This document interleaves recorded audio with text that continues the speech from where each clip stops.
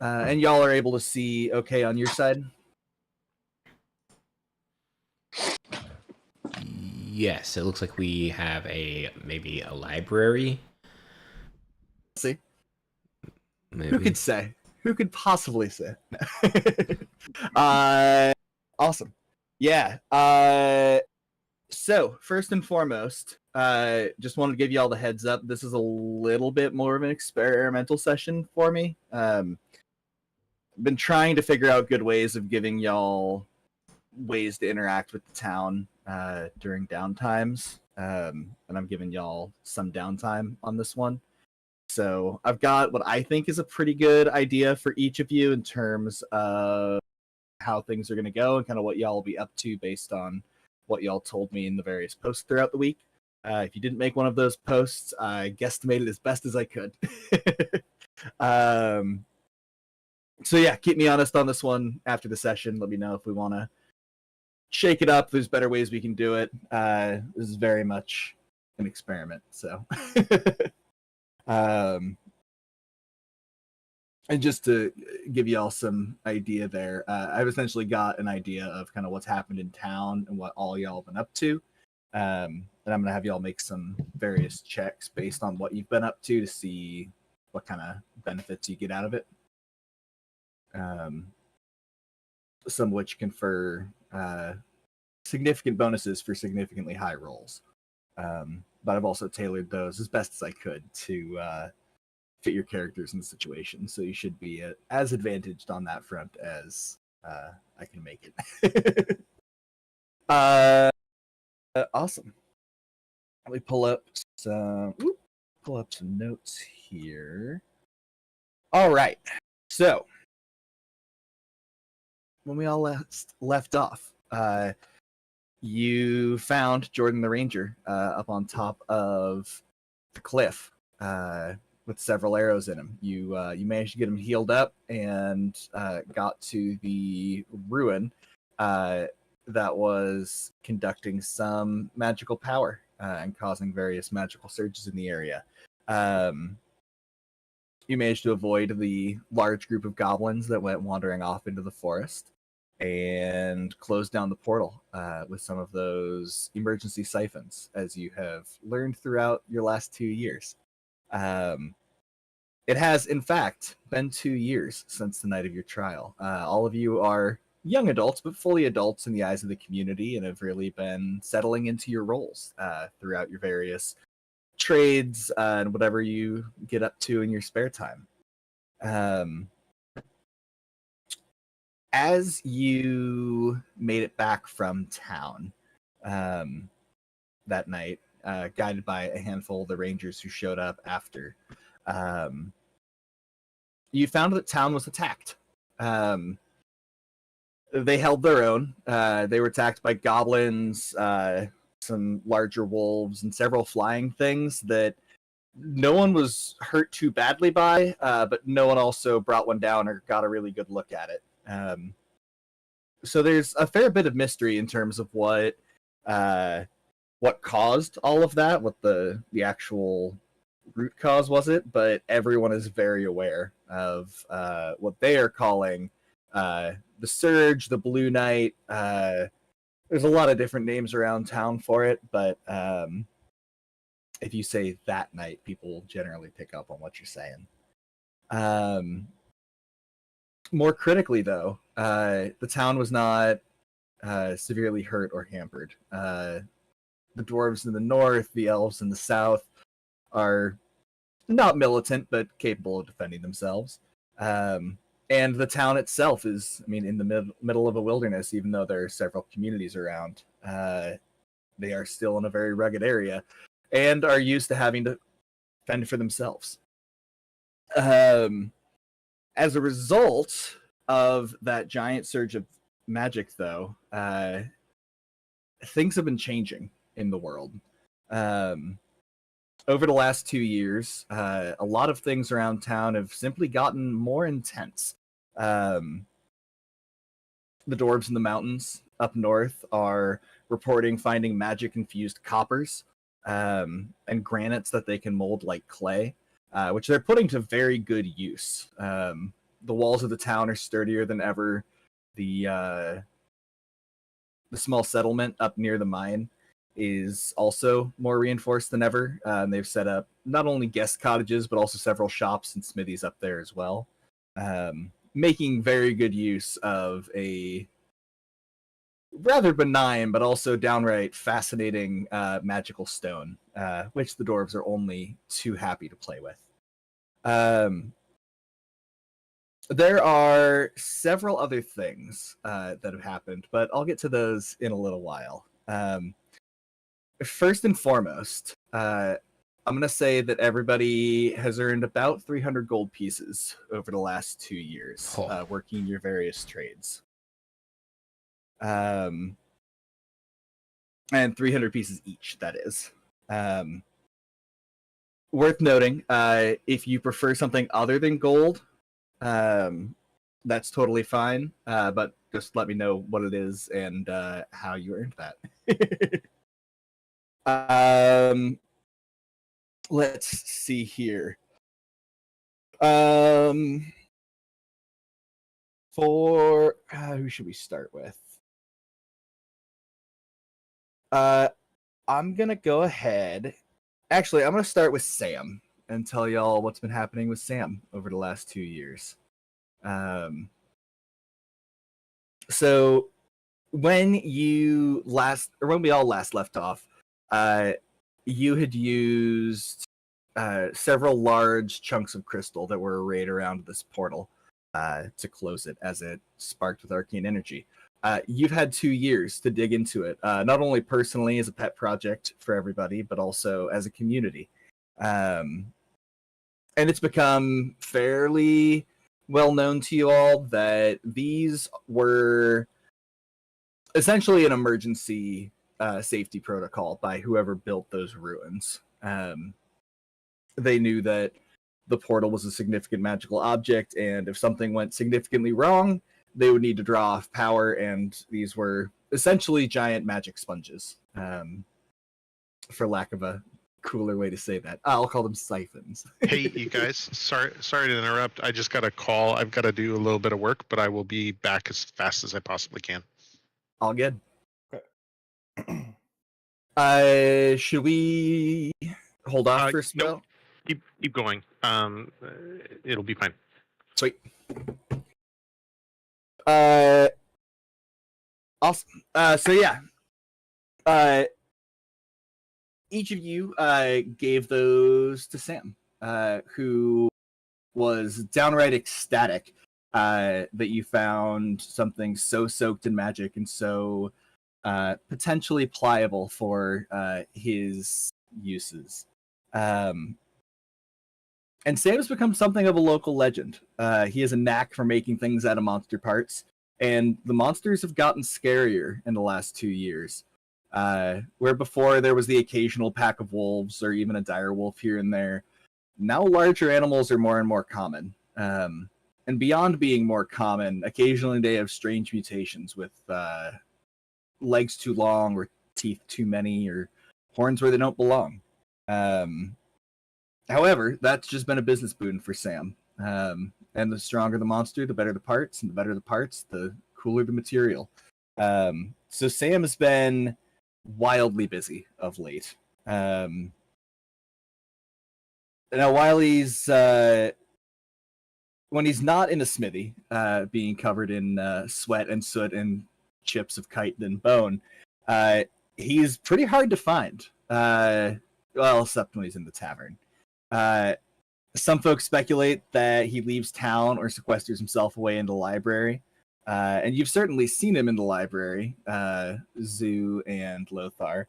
However, he isn't there nearly as much as would explain his occasional absence.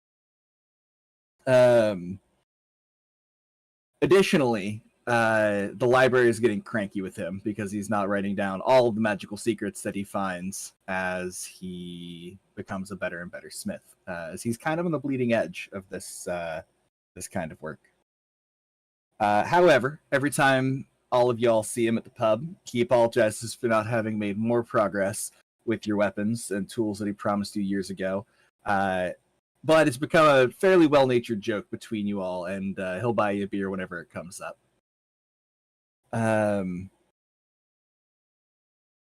Speaking of the library, let's start with... well, Doug or Russell, would one of you prefer going first? I think you can go either way. It sounded like we were working on much of the same project over the last couple of years of decrypting or attempting to decrypt, but mostly just recording the runes and different, symbologies that we saw in the temple runes. Mm-hmm. Yeah, it's well, in that case, let's go ahead and get started with Lothar. So Lothar, you mentioned that you spent the majority of your time in the library. The last 2 years have been a lot of good things, but the biggest change to the library, at least as far as you're concerned, is Master Thaddeus has passed away. He was an old gnome, and his health was failing for a long while. But most critically is he left the library to you and Zoo.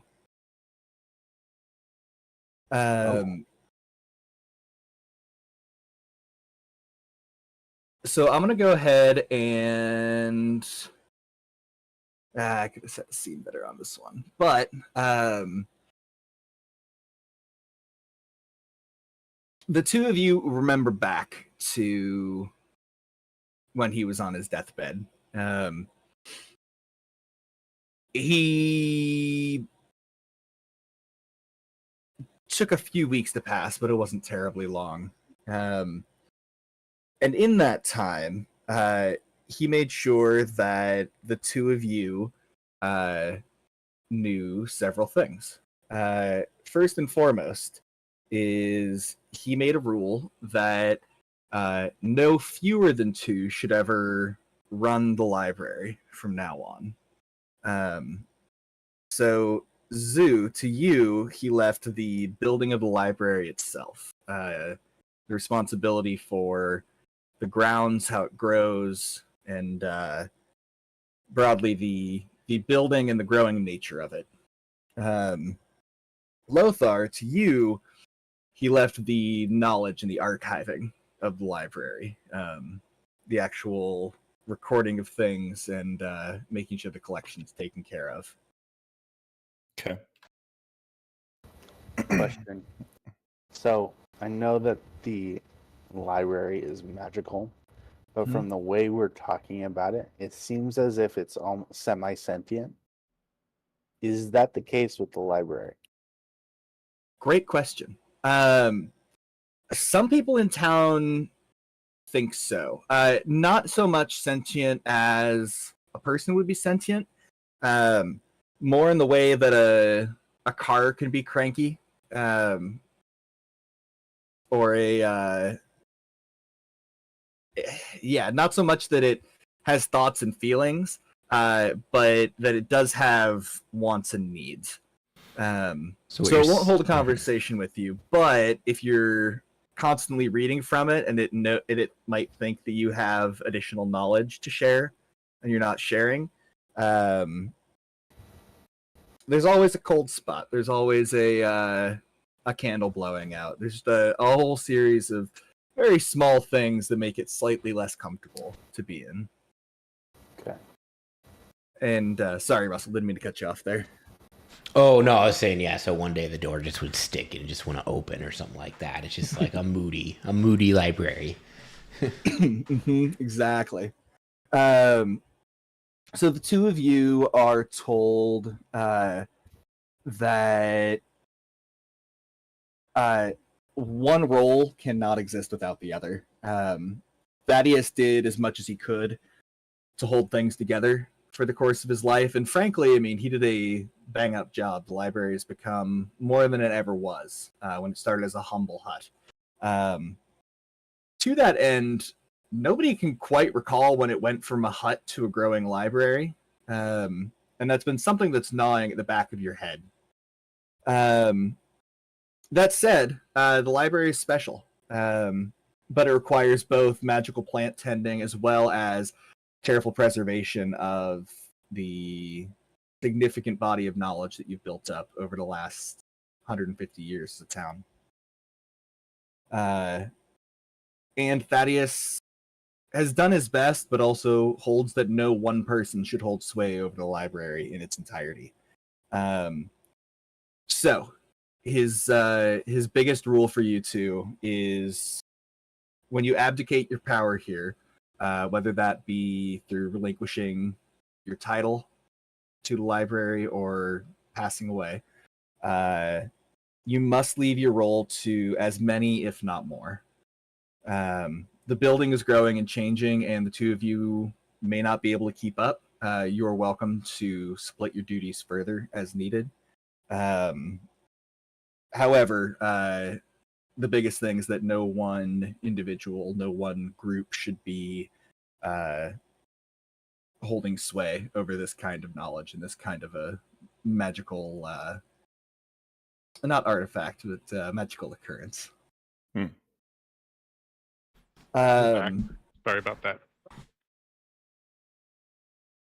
Let's see here. Could I get a history or a perception check from each of you? History it is. Those are both equal. I will- will I'm gonna grab it. Before I make any rolls, should I do my portent rolls first? Oh yeah. Actually, until we are less in expanded time, I'm gonna say you can't use your portent ones, just because those are more of like a within a day, and this is over the course of a couple years. Oh, gotcha. Okay. Yeah. Yeah, I got a 4 on my history. That's Good. that's I as got- low as I can. I got a 17. Hey. So the two of you are very well connected to the small community that has sprung up of travelers, of scholars, of people who are coming to the library. These are folks that once were your peers and now actively seek you out, as you two are now functionally the masters of the library. Most critically, you two quite like to trade stories with people. There are many a night sitting in the in what used to be the shack and is now the study, just discussing with people and helping them put their knowledge to paper, learning their stories, learning their histories, learning any interesting rumors they heard along the road. And there's one rumor in particular that has started to crop up worryingly often, particularly worrying for the two of you. And that is a rumor that not everyone who enters a library leaves the library. Oh.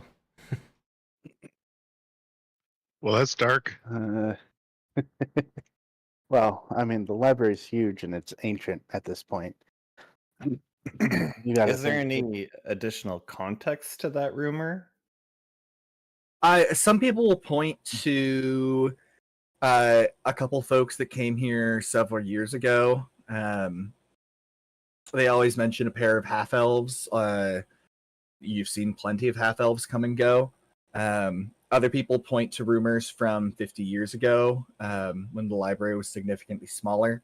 And other people point to things they heard just before leaving, before they journeyed to see the library. Is there like a person that actually can say, I know a person that disappeared, or is it just... Not that you've found. Okay. That said, what once was a very small number of people visiting the library has grown significantly in the last few years. When we last left off, as you guys were starting for your trial, there might be 5, maybe 10 people visiting the library in a given week. But now you're looking at more like 100 or 200 every week, many of whom are staying for extended periods to write down their knowledge. Do we have like So lodging for those kind of people in the library, or is that they're just taking up residence at the local tavern to kind of partnership with the tavern, there's kind of been a cottage industry that's Okay. sprung up. Several taverns around town. The original tavern that the town is built with is now more of a tavern, event hall, and hotel, kind of all rolled into one. But they have plenty of kind of long-term rooms, and it's a fairly quick little jaunt across the river. Now, as the keeper of knowledge and stuff of this nature, right? Are there any common threads running through what people are checking out from the library? No books get checked out. Everything is read in the library only. Mm-hmm.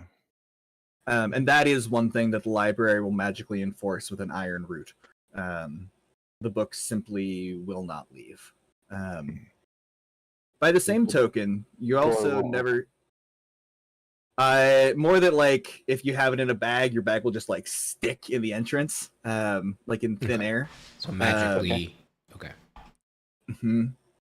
Which there are some librarians who have visited that have told you they would literally kill for that kind of security system, and have begged you for the magical secret, which you do not currently know. That said, the benefit of this is that all of the books in the library were written on paper and books that it seems to produce. Books are not what they once were hundreds of years ago, where they were relics and artifacts and extraordinarily rare. Even commoners have books now. Through magic, through printing presses, the world is more literate than it's ever been. So it's not a huge expense that this is saving you, but it is saving a lot of headache in terms of trying to find more books, more empty books for people to fill. And nicely, when people finish writing what they have to write, the book always seems to be exactly the right amount of space. This has led to some scholars being a little bit distraught, as when they start writing in a book, they find themselves with a significant and lengthy tome in front of them full of empty pages, where others will only have something of a zine to fill in. So you're saying, who creates the books? So you're saying the library like grows the books? Is that what I'm hearing here? They just appear. They just Like appear. right when they come in, like it's already measuring their knowledge as they're headed to look at books. So kind of a Santa Claus kind of thing, where I pull a book out of the bag and it's the right size. Yep. It's like, I need a book. Here you go. Yeah, there's always a stack of blank books, and you pull the top one off, and you go, fuck, I got a really big one. Guess I'll be here for 2 years. So do we have do we have offices in this library where we conduct like our administrative affairs or what have you? Mm-hmm. Yeah. You've each up to this point, you kind of took over a nook. The best part about an always growing library is the bigger it gets, the more nooks and crannies there are to read and study in. But especially for folks who work in the library, everybody kind of gets their own reference desk, for lack of a better term. They're all built by you. They're all kind of built up over time. A lot of them started as a table or two, or even just kind of a bedside table. Maybe someone didn't need. That said, cozy and well used, I think, would be the best way to describe the various reference desks of the librarians. So can I say in the nook that I call home in the library, on one of the walls I'll just have what appears to be the serial killer layout, but in reality, at first glance, it appears to be the same portion of a story written over and over and over and over again. Doug, I don't like where this is going. Yes, absolutely. All work and no play makes Laura a dull boy. All right. Everything up to this point was definitely not fluff, but less critical roles. I will tell you this one, if we were on D20, would be a box of doom roll, just for the weight that it carries. Would you please make a Arcana check for me? Can I bardically inspire myself before I'm checking for said thing? Oh, sorry. This one's just Lothar. Oh. Oh. Yeah. Can he bardically inspire Lothar? No, not on this one. But what if yes? What if I'm like Roxball and... Oh, no. the tree tells me that he needs help. Here. It's not good. 13. 13. All right. It's more than 10, so... Yeah, it sure is. And just for the record, 10 and above is always a result that's in your favor to one degree or another. You broadly succeeded. 9 and below, failure to one degree or another, and then depends on how extreme it is to determine the success. So yeah, with a 13, here's what I can tell you. First and foremost, you and Lothar, you and Zoo share a concern. That concern is that the shoots of bamboo are no longer growing straight up and down.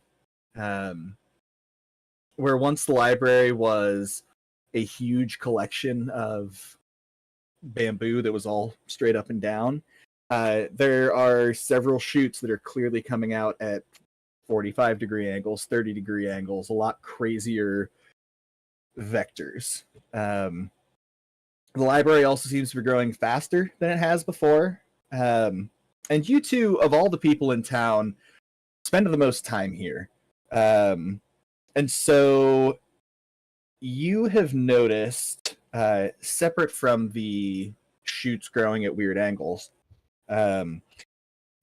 that the library is starting to grow hallways and shelves that span sections. And that is something that is completely new.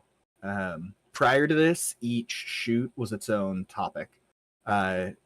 Some were essentially a spiral staircase with bookshelves on all sides going up 100 feet.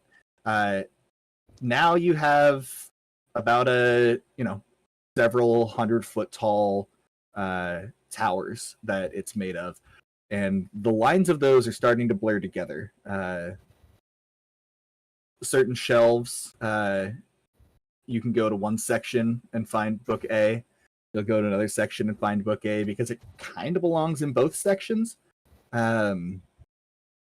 which has become an administrative nightmare. Trying to Dewey Decimal the shit out of this when books are constantly moving around and shelves are being made is not the most fun job in the world, but the library also has a soft spot for you. Can I grab a copy of a book from both sections and then basically go through them to ensure that they are word for word exact replicas of each other? You can't find book A in both places at the same time. Gotcha. Are you Could saying? I find it? Oh. Could I find it in one? Because this is multi-year, right? Mm-hmm. Could I find it in section A, for example, right, and transcribe it, and then find it again and transcribe it again? Yeah, absolutely. And maybe that's the wall behind me in the office. Yeah, 19 copies of the same book on like weed eradication. Yeah, you carry out this process multiple times throughout the ensuing 2 years. It's not an obsession, but it certainly is a important pet project of yours. Frustratingly, every time you make a new copy, it is character for character the same. And also, interestingly, the damage to the book, if there is any damage to the book, or an ink stain or a slight like coffee drop, or whatever the case may be, seems to be the same in the book, even though it's showing up in two different places. Finally, well, two last things. First and foremost, recently you found a hallway that you'd never seen before that goes perpendicular across the stocks. That is a very new thing. Prior to this, you had to kind of wind your way all the way down, get back to the study, and then from there you could find doors to the various chutes. I have a quick question. Did this start happening after Master Thaddeus died? Or no, this all started happening while he was around. Although the signs were subtle enough and he was declining enough that he really didn't pick up on it. Okay. On his own, at least. Let's see here. This is a room of requirement level shuffling. It's like, I know what you need, you don't know anything. Last thing, the study, what used to be the hut, the study seems to be subtly helping people write. What would normally take months to write now takes months to write. What would normally take weeks to write now only maybe takes 2 weeks instead of 3, 4 weeks instead of 5. It's still labor intensive. It's still a significant process to document your knowledge. However, it also seems like, when you're drunk and words just seem to come a little bit easier. It's more of that vibe. The people are just a little bit more willing and enthusiastic about writing.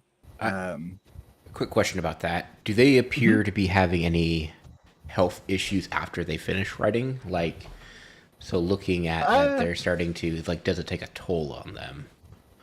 Can I get both of you to make a medicine check for me? Yeah. Oh, yeah. 20? Oh, thank God. 5?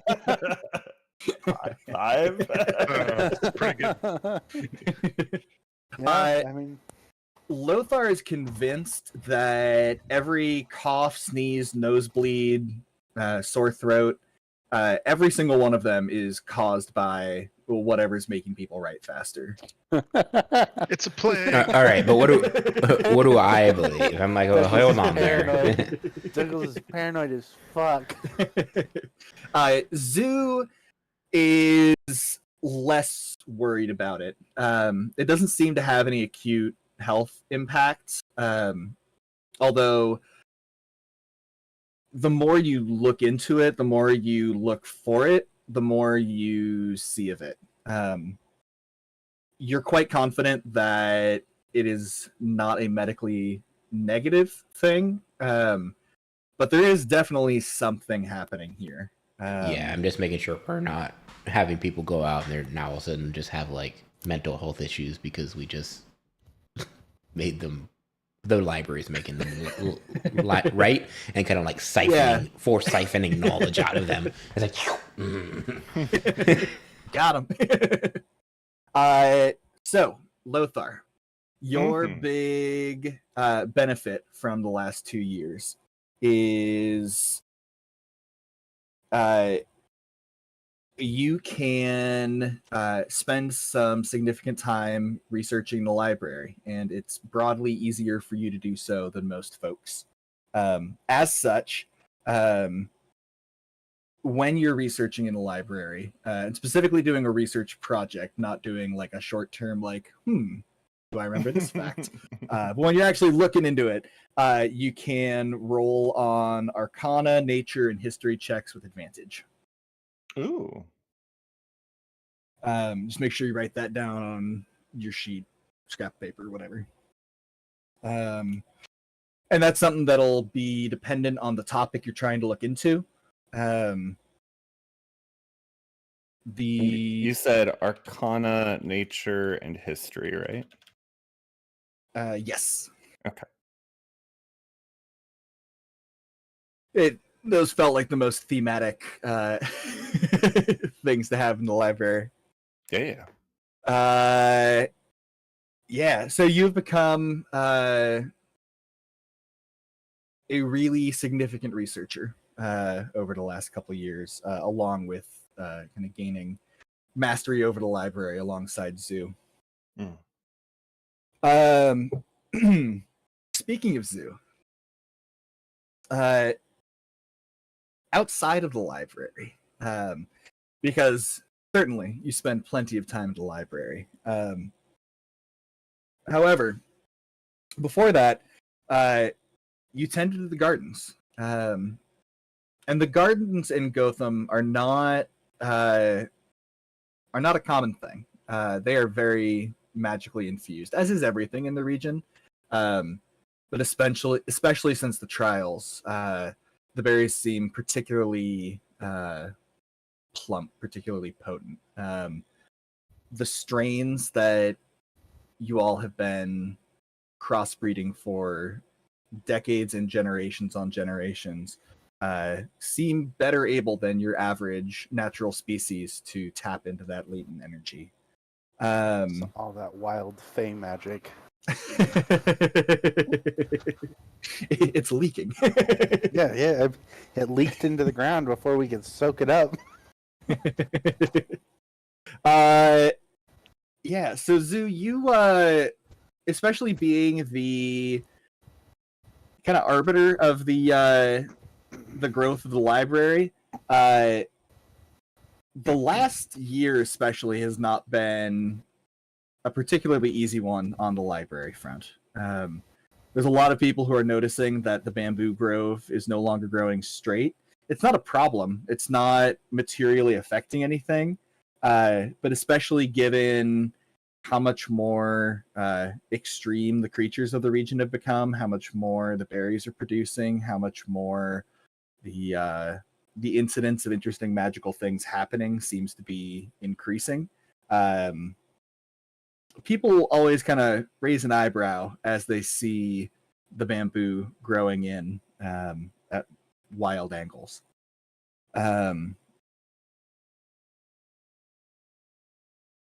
Would you make a let's see here. So I guess first and foremost, for Zoo, is Zoo going to be focusing the most on the library, the most on the berries, splitting it evenly? To be clear, covering your responsibilities in all places, but I want you to be able to pick your own adventure. it'd be focusing more on the library and the growth. As far as the berries go, it doesn't sound like yes, they're having more fruit, but that doesn't seem like a big issue. I guess the more concerning thing is this living library that's almost growing outside of what we had intended its growth pattern to be. Let's see here. Would you make a what do I have for you? An Arcana or a Nature check for me? Yeah. Actually, let's get wild. Make an Arcana and a Nature check for me. Okay. So the Nature was a 5.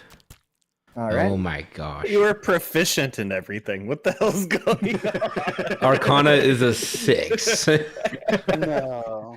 All right. Emphasis on Master of None. Yeah, it's jack of all trades. I'm only kind of proficient in it. So let's see here. So the Nature check was for your berry goings on, and the Arcana check was for the library goings on. Everything's groovy, right? Rip. Oh yeah, peachy keen. No, so even with a 5, a 5. Oh yeah, a 5 on the Nature. Well, there were 5 and a 6. Let me take your pick. I mean, whichever one you think you like. But yeah, it's 5 Nature, 6 Arcana. So before you, so after the trials, before you inherited your title in the library, you were working away diligently on creating a new kind of berry strain. Not at all uncommon for the town. It's seen hundreds of berry strains come and go, and the local wine culture is exuberant, shall we say. And whether it was luck, whether it was skill, it's hard to say. But you managed to create a new berry strain that produces significantly more juice and is significantly better for winemaking. Now, normally that would not be a big deal, but in a region that's famous for its berry wine, the winemakers absolutely loved you. What was your secret for this particular strain? Any particular flavor you'd like to toss in there? Yeah, my secret. Well, I sing to the berries in the morning. I don't really have, I'm going to more lean that it was kind of a luck. Like me knowing that it was like, I think it was skill, but I think it was like my magical singing and everything. And I thought that, singing the berries just make them happier. I don't know what I did while mixing them up. I don't have the specifics of what exactly I did, but whatever I did worked. This has quickly become known as the Bardberry strain. The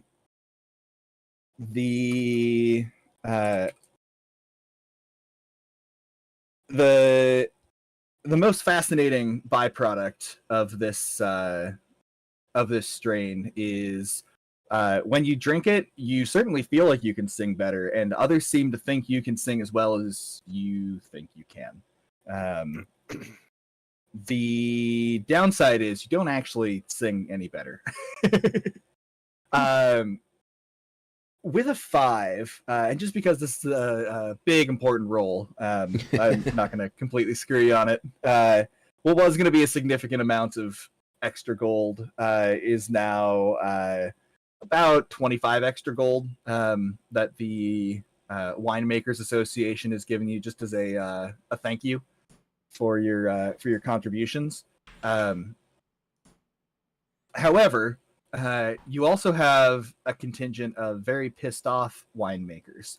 The reason for that is as certain crops or certain like year's crop are fermenting, sometimes the wine itself starts to sing, sometimes it starts to hum, and it is bugging the shit out of these winemakers as they have giant warehouses full of wine that they're waiting to ferment.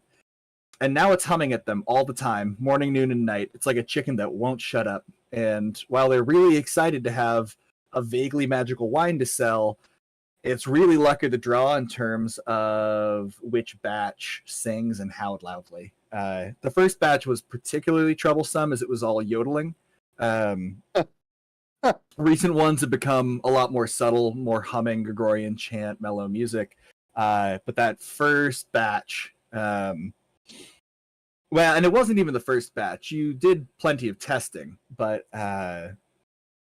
it was down the line as you scaled things up and as more folks started to use this berry strain. I told them that they should just bury it in the ground, start making some ground vats. The casks communicated. Let's start a quartet.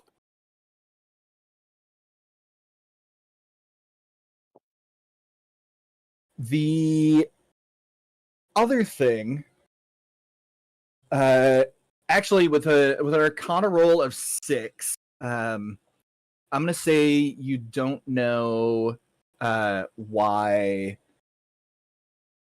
the shoots are growing in sideways, and leave it at that. Okay. Let's see here. Athelios. Actually, before we jump to you, any questions from Lothar or Zoo, or anything you want to add to those?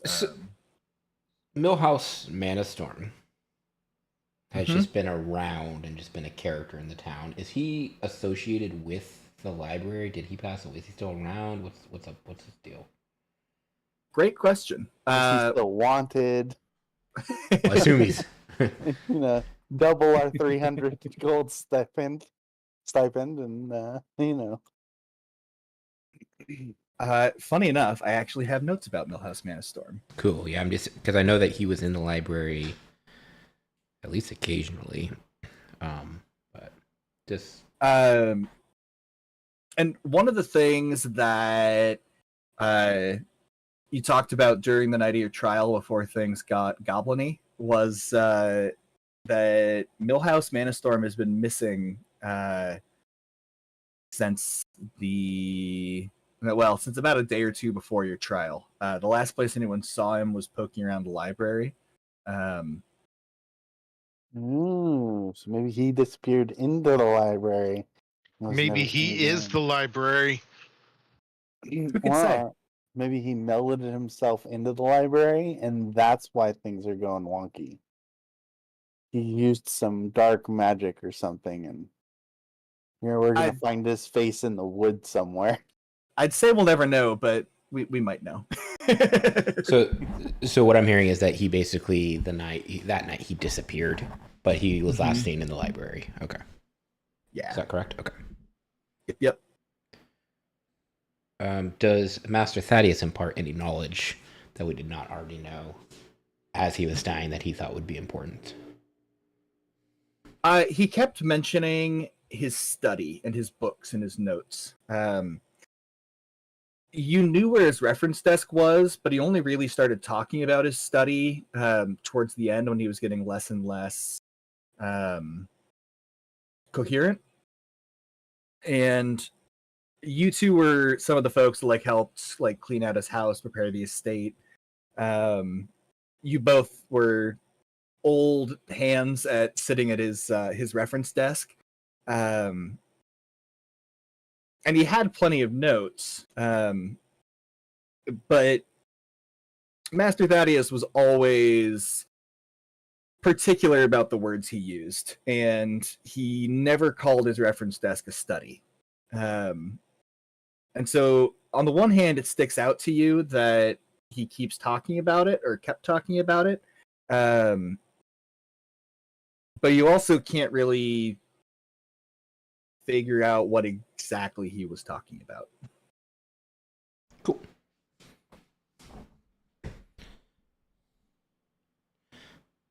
And all right, Athelios.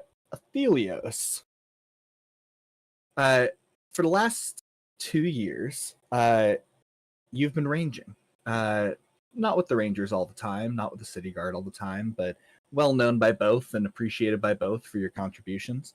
The wilds around town have grown significantly more dangerous, and interestingly, even more fae-filled than they were before. Having spent a fair amount of time in the Feywild, even as time passed strangely, you're used to Fey tricks. And as the years wander by, you see more and more Fey tricks happening. The sound and smells of feasts trying to trick travelers off the road in the dead of a cold night. Adventurers seeking magical marvels seen glowing in the woods. People being lured out by lovely women or handsome men. All sorts of Fey classics. That said, you've also walked these woods a long time. You're very used to Fey tricks and know how to spot them very easily. And frankly, the people who need saving in these woods are typically not from around here. And you can make better time. So you have a established track record with not only travelers, but with folks around town, just in terms of being, well, not with folks around town, as you shape change often enough to keep your identity top sneaky. Question on that front. Say you save groups A, B, C. Would you wear 3 different faces? Would you wear one face that's consistent amongst them? Do you have a small rotation? I pick a new face for each group. Usually out of the last group of wanderers. Um, that way, keeping my shape changing ability crisp, and um, I'm constantly using it so that I can, it's easier for me to do. Perfect. Note here. But for the rangers and the guard watch, it's always the same face. Just to keep, I want them to know who I am. Yeah. Yeah. Let's see here. Yeah, so I mean, through the years, you've saved dozens, if not scores, of people, and those folks are grateful beyond measure. Most of the travelers don't really understand what a threat the Fae are until they've been in their clutches, and once they have that acute realization, you saving them is so much sweeter. And over time, your fame grows, even if it's not directly attached to you.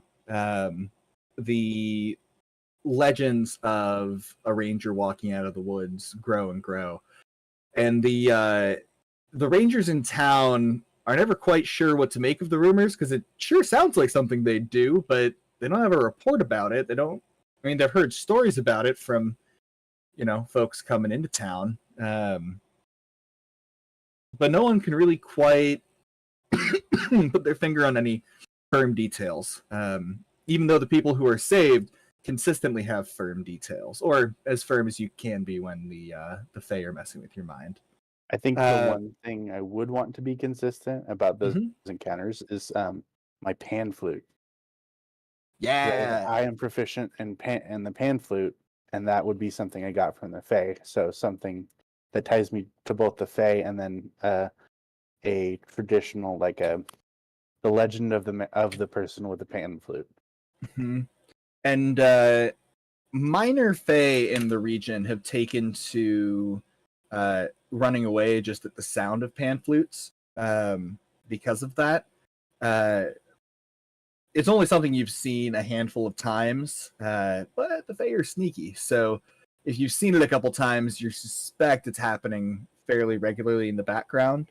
Although Fae that haven't heard the stories or who don't hold sway with the rumors are not wont to run. Couple other questions for you. First and foremost, sound like you kind of bounce between town and staying in the bush. When you're in town, where are you living? Do you have a house? Do you prefer to rent a room in an inn? Do you stay with a friend? When I'm in town, I would say rent a room in the inn. I do like to wander about the inner sanctum, but for the most part, I don't have a house. I don't have one solid place where I stay. I just kind of wander. That 300 gold is either safely tucked away in an investment, or is buried somewhere. And only I know the location. Yeah.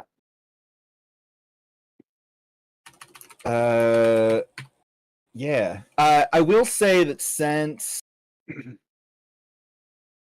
Yeah, no, I like that a lot. Okay, and when you're out in the woods, where are you staying? Are you just like camping every night? Do you have a particular like grove or campsite that you've set up that you particularly like? Have you built yourself a little cottage?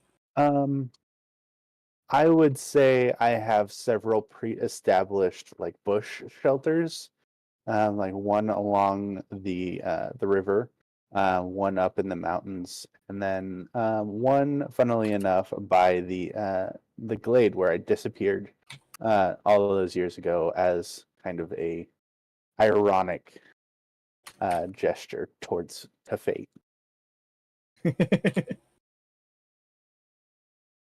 Um, would you make a perception check for me, for the nights that you're staying near the glade? Perception. 7, it's 20. Nice. The glade has you worried. You are no stranger to these woods. You grew up in them. You've been lost in them for 100 years. You've frankly come to master these woods. There are creatures out there that are stronger than you. There are things that walk in the night that you don't want to tussle with. But given preparation time, given the drop on something, given even a minor heads up about something passing, you can survive or tussle with pretty much anything you have to. That said, this glade is worrying. Not the glade itself. The glade itself, sure, it has the the hole in the ground that leads to, well, not a whole lot. You're still pretty sure it's where the Feywild entrance was before this whole thing started. But more worryingly is the yawning mouth of a cave across the glade. Make a history check for me. Ooh. I'm not proficient in history, so I just wouldn't add my modifier to it, right? Yeah, you'd add your intelligence modifier, but not your proficiency. Okay. Oh, 7. The 7.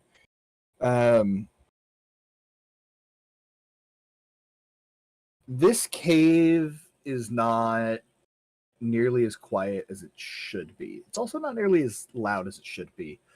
From years of walking in the woods, you know that a cave like this is a treasure, especially in the forest, especially in a climate as harsh as this. This could keep a family of bears housed. This could keep an entire wolf pack housed. This could keep dozens of goblins housed.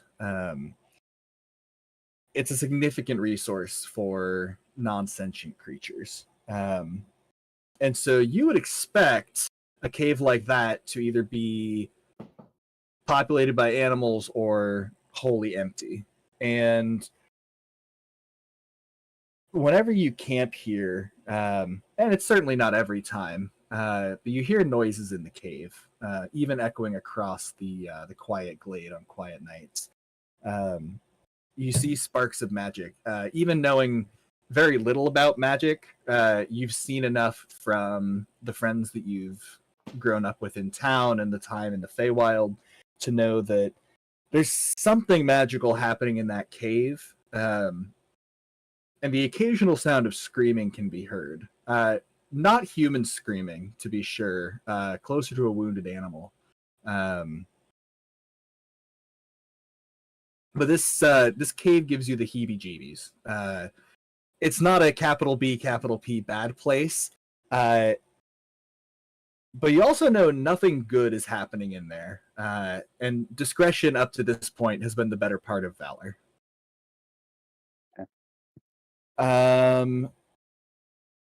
Let's see here. Throughout these last couple years, and this will be a big role for you. Throughout the last couple years, you have hunted down a big creature that was picking off travelers. What kind of creature was it? It was a giant boar. A giant boar. Not like this is several lines down from the first boar that were brought to the area by the travelers, and has been affected by magical traces in the area and has become twice the size of a regular man. Oh, I'd even say significantly larger than that. Oh, yeah. I think it is officially a large creature, so it's So not like itself. elephant sized. Yeah, not quite elephant, but like rhino. Rhino? Okay. Yeah. Yeah. That's a big boy. Yeah, this one was a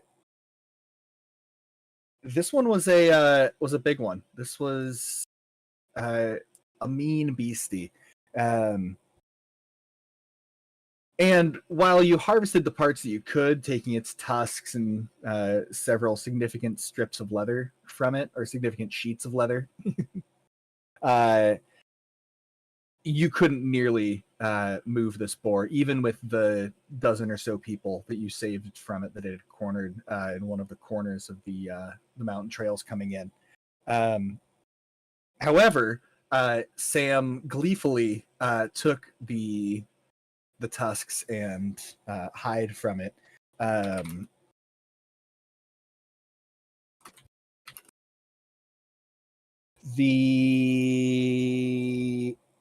And it being a forest and plenty of large predators and scavengers abounding, it was picked clean within a week. You brought the people back to town, or the travelers to town initially. And by the time you got back, it was mostly bones. But the bones of this thing didn't get splintered and eaten like you would expect. And it is sat as a grisly landmark that reminds travelers exactly the perils of their journey as they come into the entry of this mountain valley that you all call home. I'm going to say it's kind of far to the south. Or southeast as it goes, just where the mountains and the forests meet. It would normally be in the forest, but I think it wandered out into the mountains.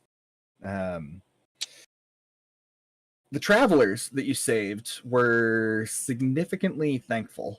Did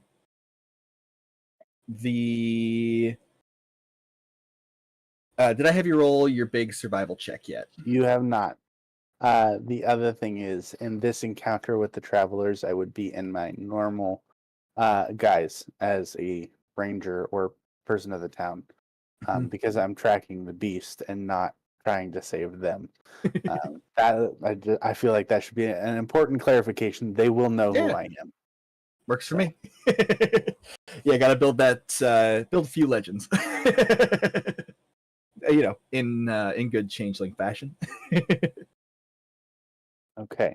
What's the throw on? Survival. Survival. Okay.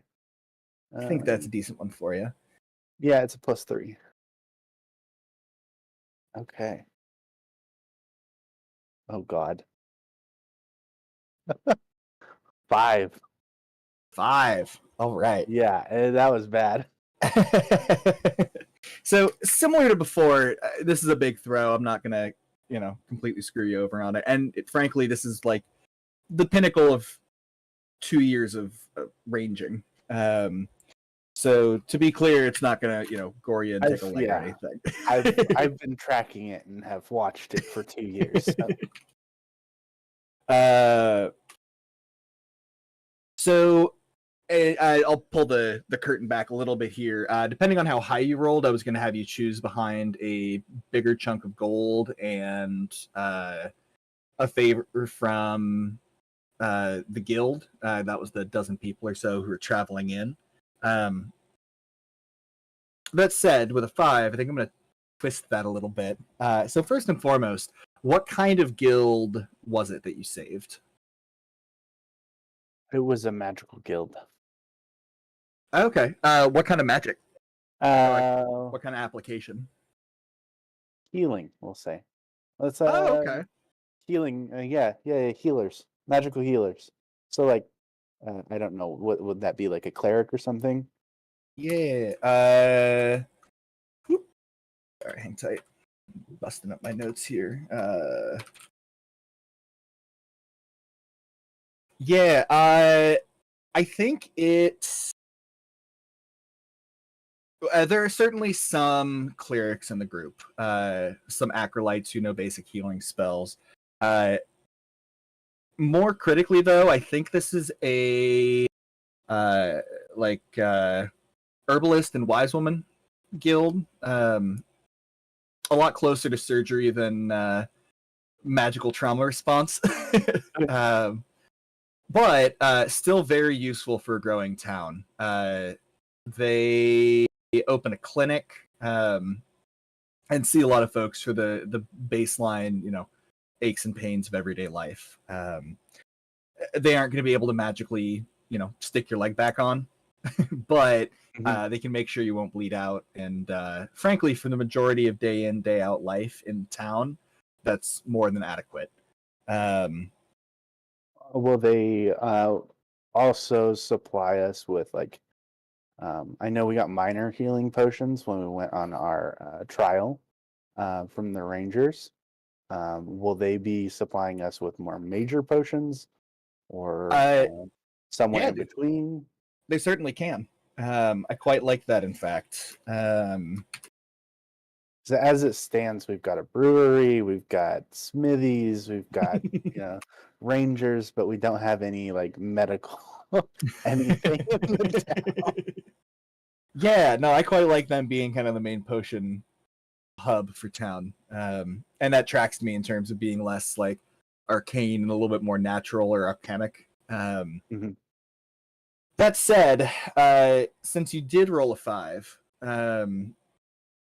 I am going to say the group that you saved gave you 100 gold pieces as recompense for your help. You weren't sent out to save them, but you certainly did, and they are still certainly thankful for it. However, the leader of their little group was not traveling with them. And when she arrives to town, she is extremely upset that not only that they offered you 100 gold pieces, but that you took the 100 gold pieces, and maintains that you owe them 100 gold, and is just broadly not a big fan of yours. The fact that you saved all of her people's life doesn't really seem to register with her, as she is significantly more bureaucrat than none, shall we say. Y'all help me come up with a good name for this lady. Karen. Beatrice. Karen works too. But Sister, I'm gonna make her a nun just for shits and giggles. Sister Karen. Sister Karen Von Beatrice. Or you could do a Beatrix with an X. Airman nun.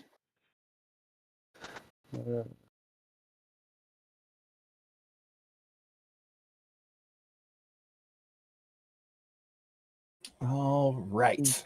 Go spend 100 gold at their shop. Here's your 100 gold back. I'd like 5 potions. Yeah, and every time you go in, you know that if she's there, she's going to charge you more, but whoever's in the shop with her is going to charge you less the next time you go in if she's not there, however much more she charged you. So prices are going to fluctuate a little bit depending on when you go in. So you're always kind of glancing in before you walk in the shop.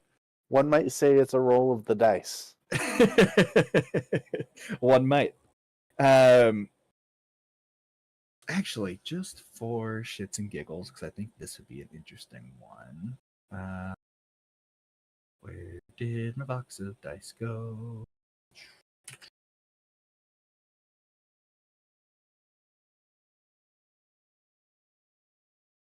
Why are you not adding dice? Oh, that's a d20 right there.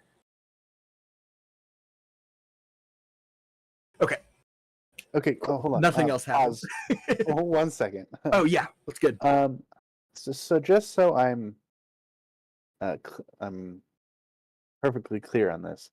So you got your saving throws, and those you have to be proficient to add your saving throw modifier onto your throw, right? Kind of. So normal saving throw. So say you're making a dexterity saving throw. Okay. If you are not proficient, you don't add your proficiency bonus, but you do add your dexterity modifier. Okay. So the Where is my dexterity modifier? Is that the top row that I'm looking at? Modifier is going to be the smaller number. The +3. Mhm. Okay. Let me stream this for a second. So I can make this Yeah. shit. I just want to be sure so I'm not messing stuff up. So I have these here, and those are the saving throw modifiers. So I would use like one of these. I would add these to it, right? Yep. Yeah, so whenever you make a dexterity, charisma, whatever saving throw, you just add your saving throw modifier to it. Okay, and if I'm proficient in it, then I do what? Nothing else. This takes into account proficiency. Okay. Yeah. So like I'm So proficient. Because I'm proficient in strength saving throws, it's a +1 instead of a -1. It's yeah. taken into account that I'm proficient in it. And then because I'm proficient in Constitution, even though it's a +2, I get a +4. Yep. Okay. Okay, this Exactly. makes sense. This makes more sense. Okay. Thank you.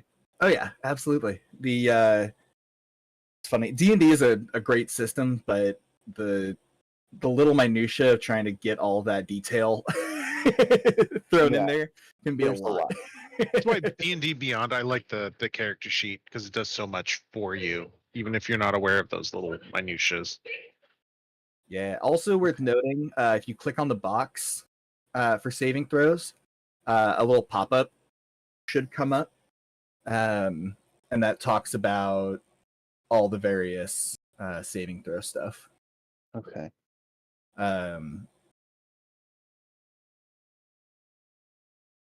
Let's see. Oh, my proficiency bonus is a +2. Okay, that Mhm. makes sense. Yeah. Okay. Now I'm putting 2 and 2 together now. And that bonus will that'll go go up. Yeah. Yeah, that'll go up as you gain levels. Okay. So towards level, I think it's level 20, it hits +5. Depending on your class, each class does it a little different. Or no, it doesn't. It's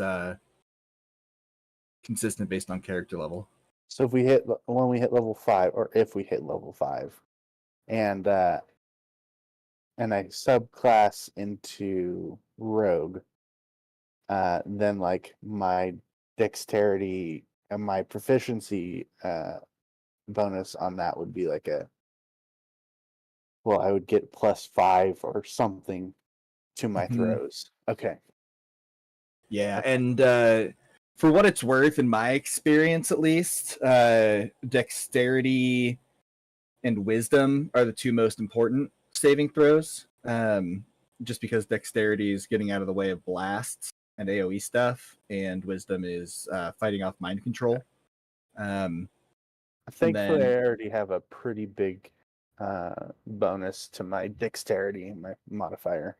mhm, It's a +3, so yeah, okay. it's yeah, and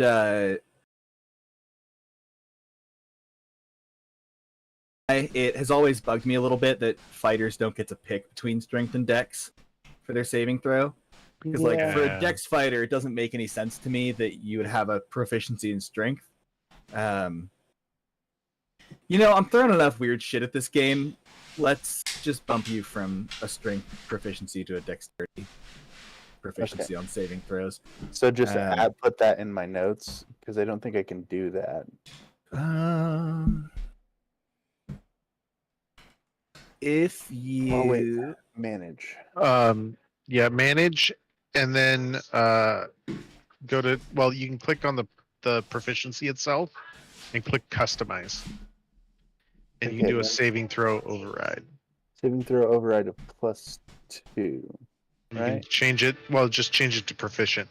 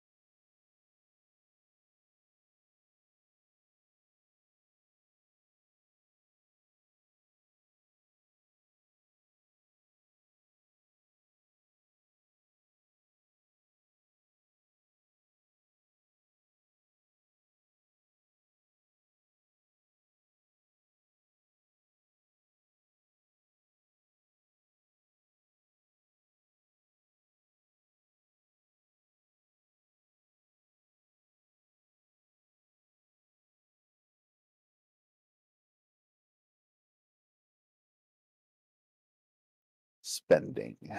Let me look that up real quick.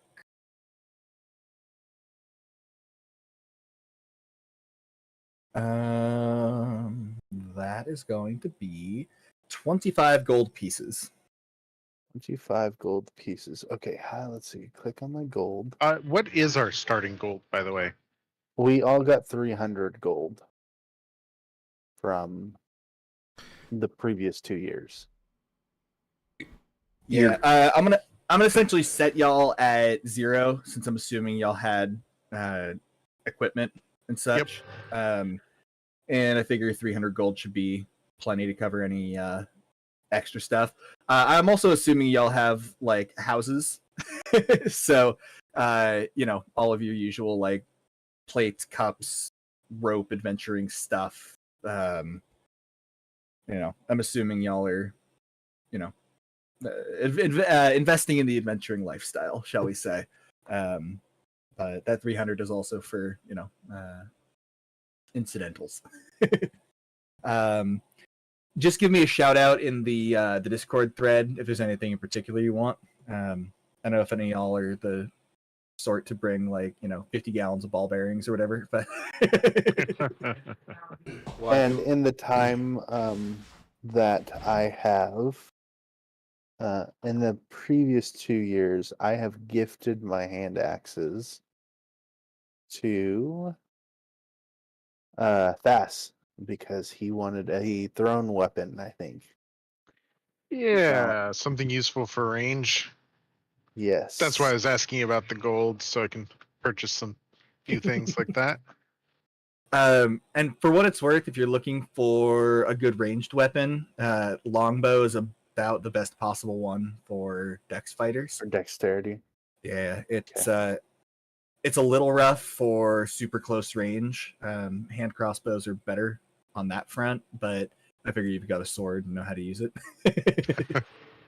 No, and now I have 2 swords. So if I'm having trouble, or if Hell one yeah. gets stolen by a group of goblins, I'm not bashing someone over the head that I don't have any proficiency in. You only had yourself to blame. Listen, I had the surprise. I had everything, and I rolled the 0. As a side note, I do love the idea of unarmed strikes for dexterity characters, because I figure instead of hitting someone with a fist, you're just like poking him in the eye. No, I have 0. I get a 0 for unarmed strike when I'm close enough to hit somebody. Here we go. Also, But just for just like everybody's Go ahead. just for everybody's edification, D&D Beyond has a big old list of equipment. So no homebrew stuff in there, just because the Beyond homebrew stuff is wild. But if there's anything that's a non-magical item that you want to get, feel free to just kind of do it in the background, take it off your gold, and just let me know in the Discord there. There's a whole bunch of wild stuff in here. No firearms though. No guns. Because the antimatter rifle is literally in the first page of the equipment list. And as much as I would love to give y'all an antimatter rifle, it's not going to be at level 2. I'm gonna get rid of my bedroll because I have spent so much time in the. I think like a cape or something would make more sense, like a thick woolen cape. Well, I'll say that it gets cold enough in the winters. You'll probably want one, but neither here nor there. Yeah, I'm trying to because I should be careful of my weight. I think. I mean, as long as you're not carrying like a 50-gallon drum full of ball bearings, you're fine on weight. Okay. Keep an eye on it in terms of don't go hog I'm not wild. carrying But 200 pounds of equipment. I mean, honestly, I think even 200 pounds of equipment would be relatively doable by D&D characters. Maybe not your strengthless Dexy boy, but Yeah, probably not. No, probably not. You're right. um, that said, a bedroll is totally reasonable for you to be able to wander around with easily. Yeah. All right. Fast. Yeah. So over the last 2 years or so, you've gotten into the bandit fight business. As the amount of valuable resources in the area and the amount of travelers has increased, well, so too come bandits. And if there's anyone in the group with a grudge against bandits, it is definitely you. And frankly, worshiping God of the Storm has its benefits, as smiting bandits has never been easier. You get a smite, and you get a smite.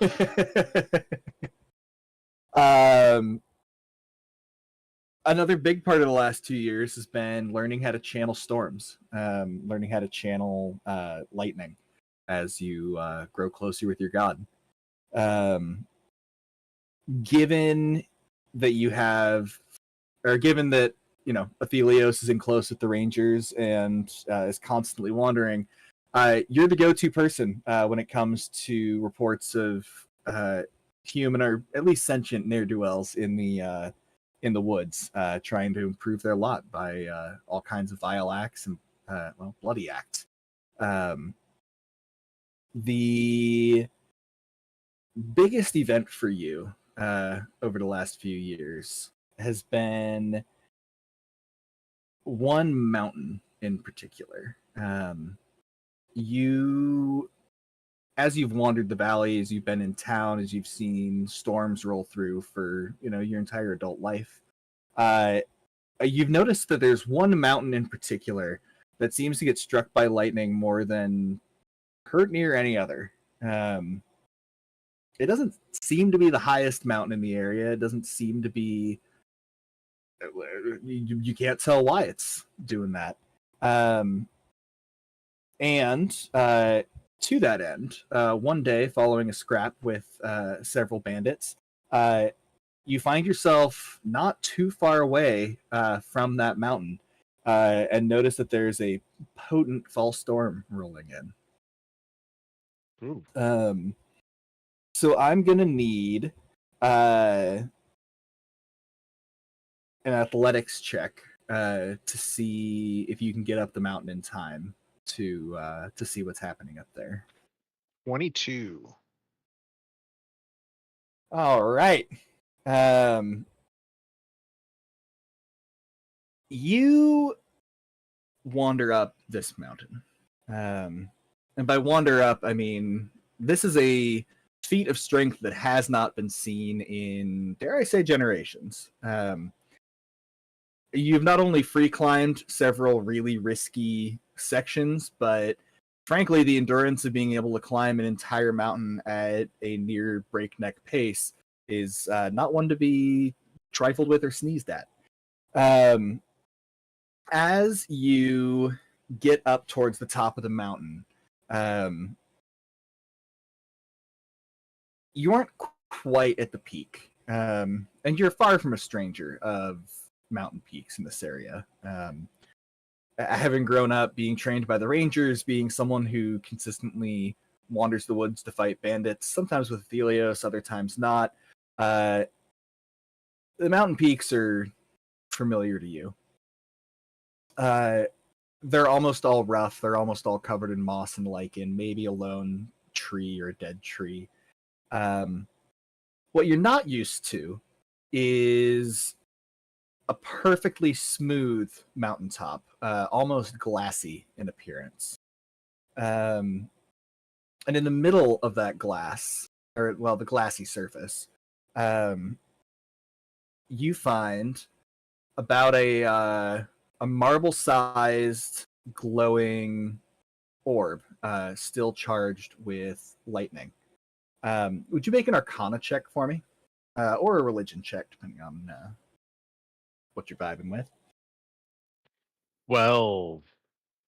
All right. You're no stranger to lightning. You've seen a lot of lightning in your day. The smell of ozone is frankly relaxing to you at this point. And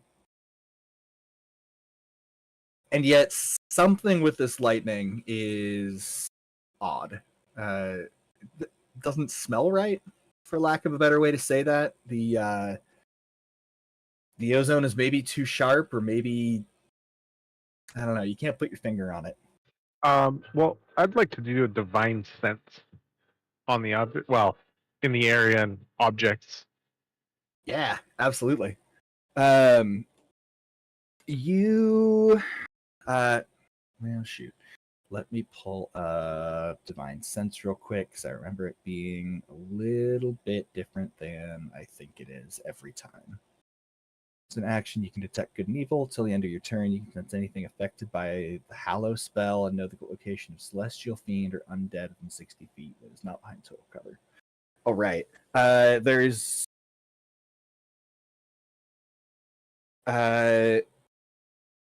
There's no Celestial Fiend or Undead. You, being the worshiper of a lightning god, that rules out quite a bit. What you're seeing, you're fairly certain is arcane as opposed to divine. Okay, so it's not like a consecrated object, because that's why I was going with the divine sense. Mm-hmm. Yeah. No, this one's not a consecrated object. Okay. I'm not gonna just grab it outright, but I will maybe touch it with the toe, the boot, see if it discharges anything, and then before picking it up. Yeah. As you wander up and nudge it with your toe, you find yourself in a unique situation of not only being the tallest object around, but also actively touching a lightning lodestone. Oh, I did not however, think that's true. However, channeling magic is also not new to you, and you are, well, not a scion, but certainly a representative of a god of lightning. Where others may find deathly challenge on this front, you find nothing but divine blessing. I don't mean that so much as it is a divine thing that's happening, but rather the divinity that you channel resonates with this kind of magic, even though it isn't divine by nature.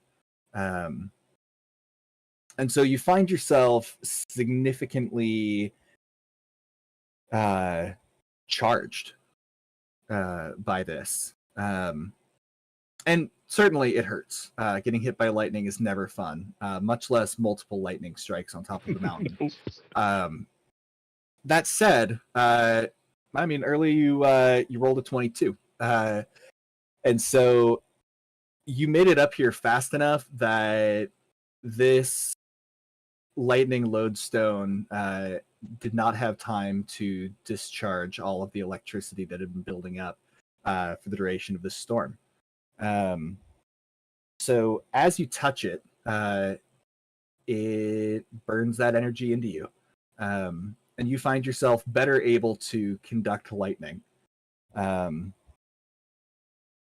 Now, what that means is that whenever you smite, you're going to add 2 lightning damage to that smite. Question. Does this mean he can call lightning basically No. at a whim? Absolutely not. Okay. Because however, that would be a useful signal, like, hey, I need your help. I have the power. And I only say such a hard no because there is a spell called Call Lightning that's like a 3rd or 4th level spell, which is a good spell, but definitely not a 2nd level thing. Yeah. So, and just to be clear, your smite damage stays the same. You just add 2 additional separate points of lightning damage whenever you successfully hit a creature with a smite. What that looks like in practice, the next time you're fighting bandits, the next time you're in a fight for your life, normally when you smite, you're conducting magical energy through your body and out your sword. Those channels have been slightly changed. Not corroded, but simply not warped either, but Altered. changed. Yeah, by the passage of this magical lightning. Just don't And- smite me. I'm one big metal. I have a little metal pointy stick. I'm a lightning rod, if you will. Electroplated veins. For pure flavor purposes, I am going to have you keep that lightning lodestone and have that one made into a ring by Sam. The effect still works even if you don't have it, but just for flavor purposes, that feels fun. Or in addition to that, for flavor purposes, can we when I divine smite, can that ring like arc a little bit? Not No. mechanically, but Yeah, no, I flavor, know. absolutely. Okay, sweet. Yeah, no, I'm 100% here for it. As I say, flavor is free. Just like I'm a little mini taser. Yeah. Back off or I'll tase you. All right, let's see here. We need to record his heart. Get him, Might boys. someone with the back of my hand. Sister Karen is going to be pissed when she finds out that you invented the defibrillator. Let's see. Is there anything else big that you wanted to do in town, or anything more specific than bandit fighting? Well, I figured with having a dwarven, paladin master, that interest in smithing, which also kind of works out with that little bit of lightning, because I was kind of interested in focusing on divine smiting metals, and eventually going in that direction of crafting, because of I have an immense amount of strength in comparison to the average person. So I figured being used as an apprentice would be probably a very good start. Yeah. I'm gonna level with y'all. Sam the blacksmith is maybe my favorite NPC for no particular reason. So I'm gonna say you're taking up an apprenticeship with Sam.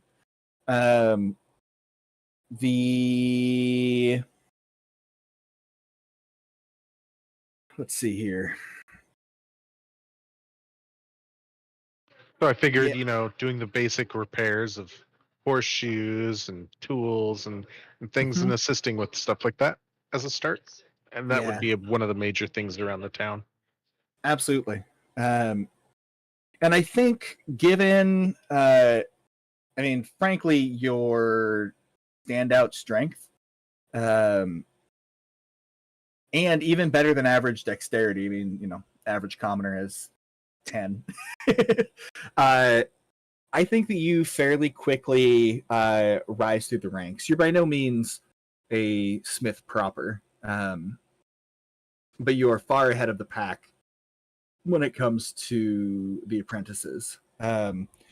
More critically, though, monster parts are not easy to work with. And so even though you don't have the technical skills in terms of like smithing and crafting, you have the raw strength required to actually like work with monster hide as opposed to regular supple leather.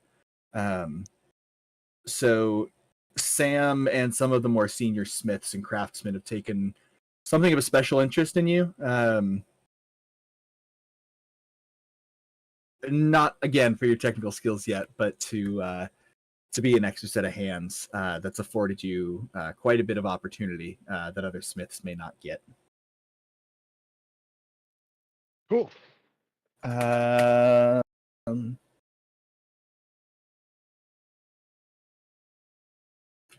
Taking some notes.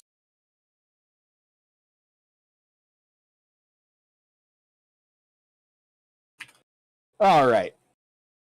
And with that, last big question. Is there anything all y'all want to do as a group? Any interactions or activities you want to get up to during your kind of 2 years of downtime?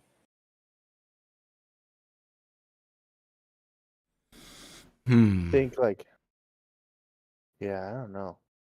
I think like an anniversary of the trial thing would be kind of cool. Like we all get together. We all get together in the library and throw a little like little kickback. Oh no, yeah, silent party. Silent parties in the library. No noise. Let's not go too crazy here. Or like maybe we rent out the tavern and do a little like party there. I think for my character, I would regularly stop by and visit with Zoo and Lorath and give them knowledge, tell them of my travels with the newcomers to town. Yeah. Oh, Just as a way to absolutely. pass knowledge and Well, and I think y'all are, especially y'all being the same age and being a very small, small town by modern standards. At least it's been in my head that I think y'all meet, weekly or so just to hang out, or you see each other at the pub, or you have business together, work together. So you may not be working with each other day in, day out, but are still if not close-knit friend group, at least a friend group in general. I think like big events would be like funeral. What's his face funeral? You're not invited. You don't know his name. Thaddeus. Oh, That's hurtful. That hurts. That's deep, Doug. And then is Jordan still like part of the Rangers? / is he still alive? Like we knew he was getting old. Yeah. He is still part of the Rangers, but he doesn't go out on patrol by himself anymore.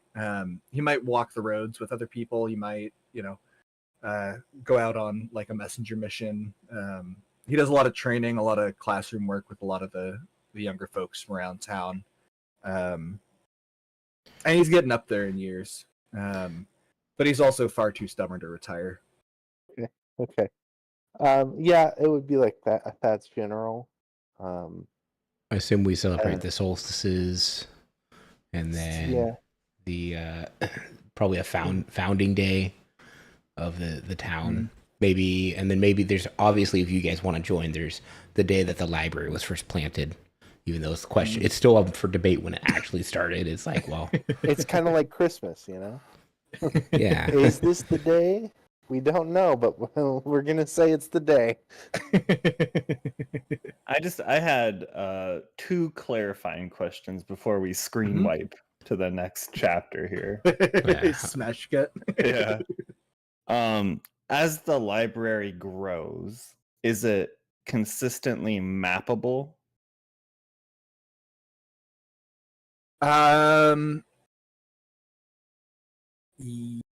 Yes.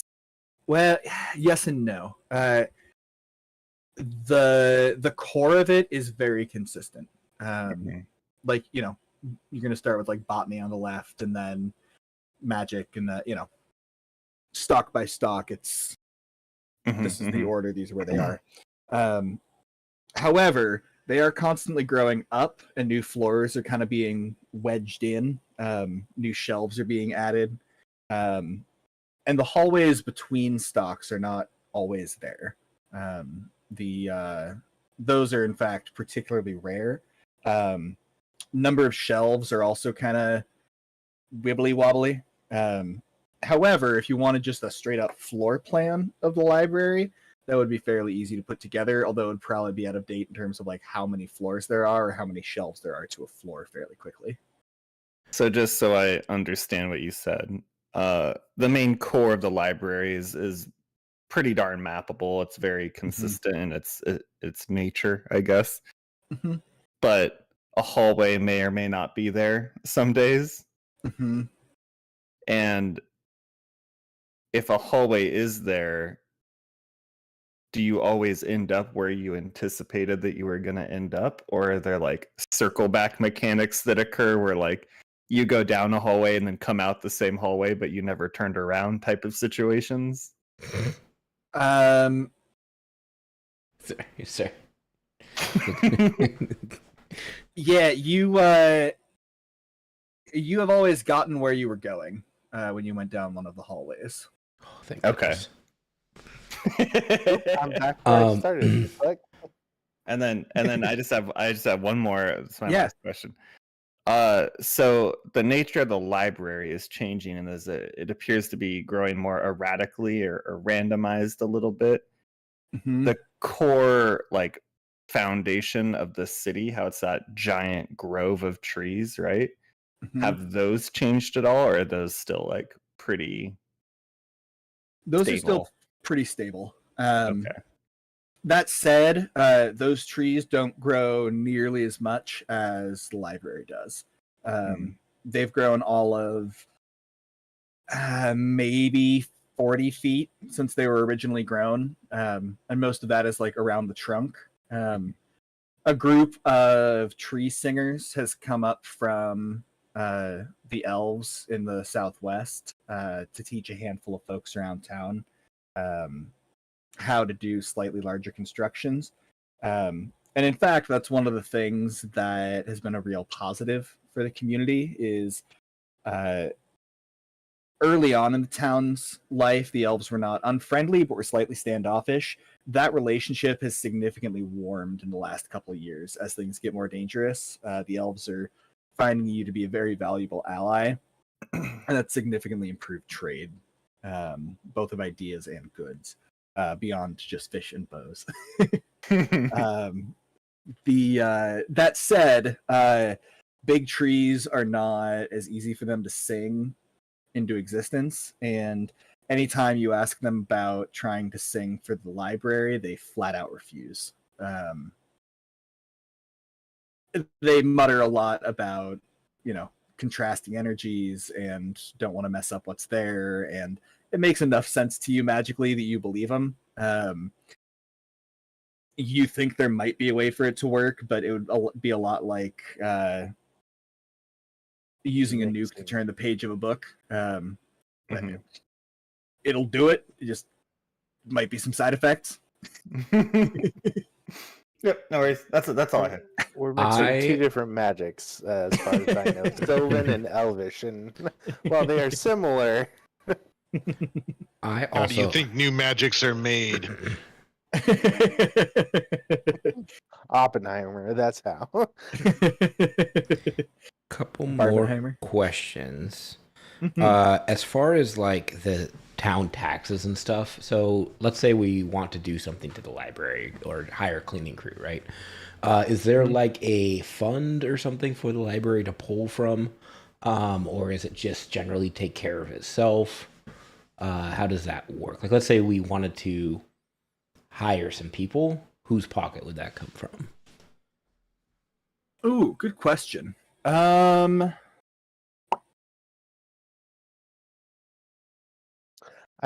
feel like we're a small enough town, and like the town is devoted unto itself and like to growing itself, that there would be like still regularly appointed people to do said things. Right. So I'm saying, like, let's say we wanted to go beyond that. Like, let's say that there's something new that our town doesn't offer for the library. Let's say we wanted to. I don't know. I'm just speaking in generalities. But just seeing if there's like a tax system or like how is there a vote that hey we want to like how is money handled in the town improvement? Yeah, I think it's gonna be the town definitely has a mayor. And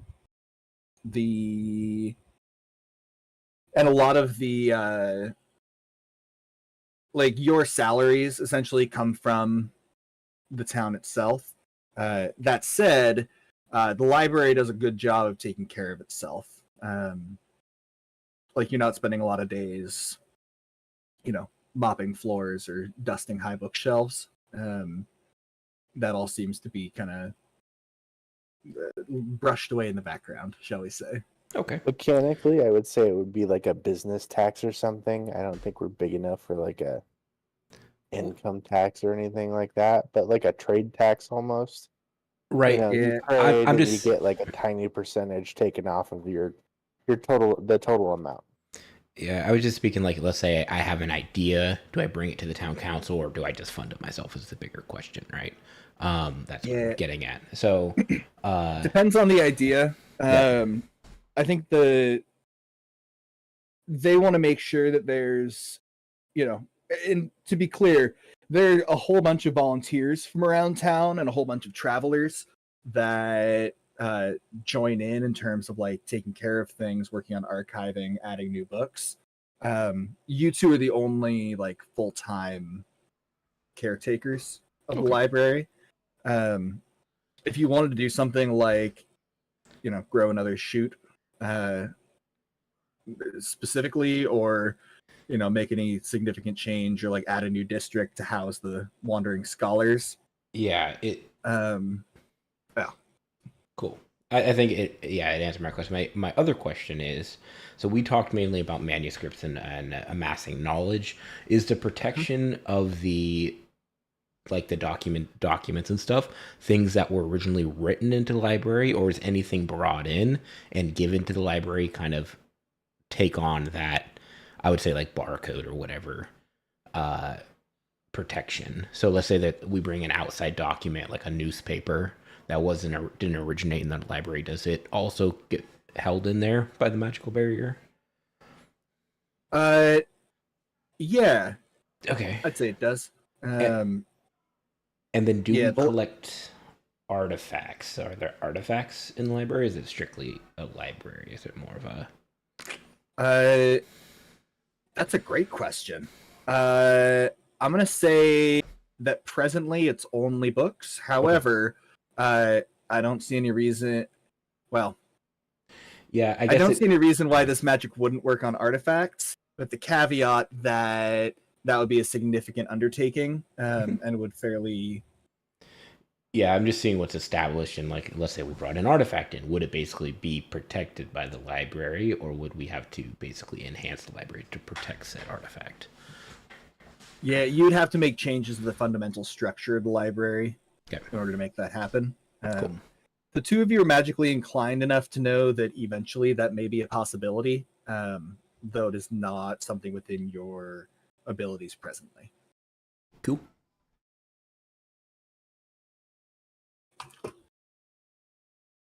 All right. With that, we're going to take a break before we kick off the next little section of the story, because your boy needs a smoke. Sounds good. Sweet. Let's take 7-ish minutes. Yeah. Sweet. See you in a bit.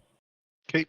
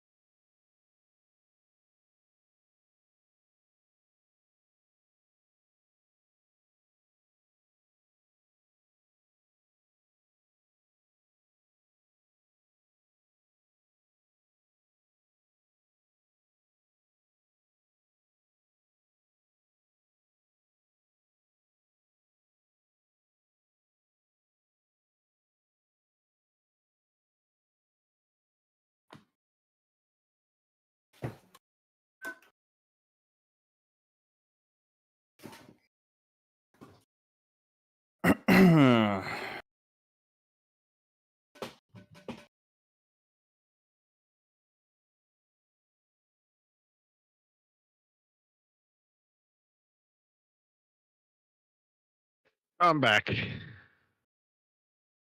Same. So yeah, Doug, there were some books I read years and years and years ago called like the Anvil of Ice and the Forge in the Forest, Mm. and he used lightning as a method of forging rather than fire. That's cool. Just like the theme.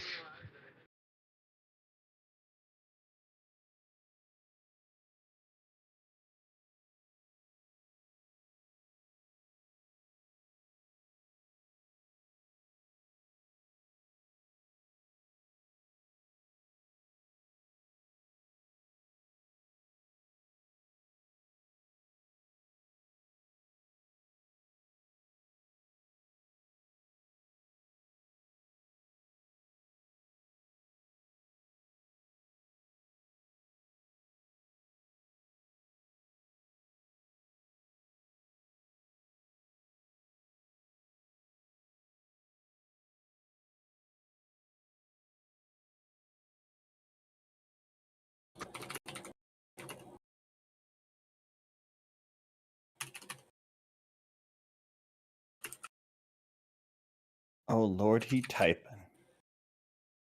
The boy's gone mechanical. I discovered that I have worn a groove into my space bar where my thumb rests on this keyboard. Mm. And on the one hand, I'm real proud of that. And on the other hand, it might be time for a new keyboard.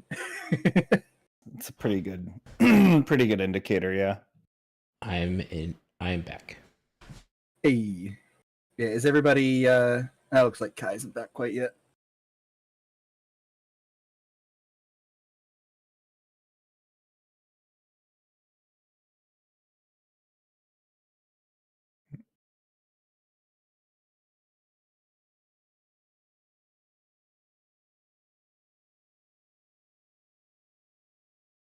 Yeah, I was telling Doug, I think you weren't back yet. There's a series of books I read, Winter of the World, back when I was a kid. And there's a smith that used lightning rather than fire to forge. As soon as you said that, I was like, man, there's gonna be a cool scene later where he uses lightning. He's not even gonna see it coming. Oh man, dang it. Let me quickly delete that. That little entry there. It never happened. I don't know what you're talking about. I mean, I am 1,000% behind you in several levels smithing with lightning shooting everywhere, because that's a dynamic visual. Kind of epic. Oh yeah. And then he makes a horseshoe. I did it, boss. Can I finally be not apprentice anymore? A journeyman blacksmith. All right, you're moving on to hinges. Damn, moving parts.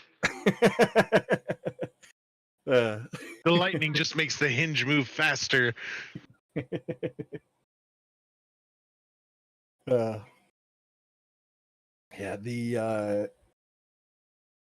let's see here.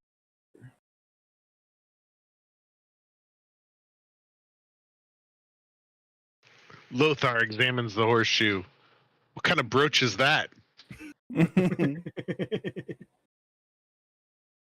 Oh. I was gonna say you need to get like 4 horseshoes forged with lightning, get them on a horse, and then when you run around with your horse, it does little lightning shocks. little arcs. Yeah. The horse just gets mad because it's like constantly having little static electric shocks. God, that would be so annoying. Can you imagine if every step there was like a 10% chance you got, got a little Dude, that horse would bite everybody. Or be the most zenned out horse ever. It's just like, well, I guess I can't give a fuck about anything. Nothing can get worse. Life is misery, and that's where I'm at, I guess.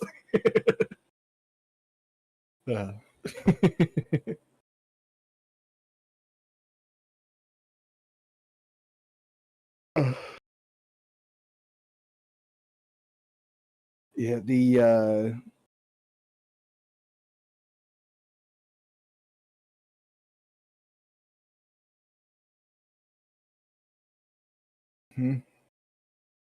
sorry, mouth getting ahead of my So- brain. I went with the fighting style from Tasha's, the interception. I don't know I if I've looked figured at that the one, so. I figured the direction I'm gonna go is very much a lockdown mitigation kind of paladin fighter where Oh, you know yeah. I'm protecting a sphere around uh and just kind of a control.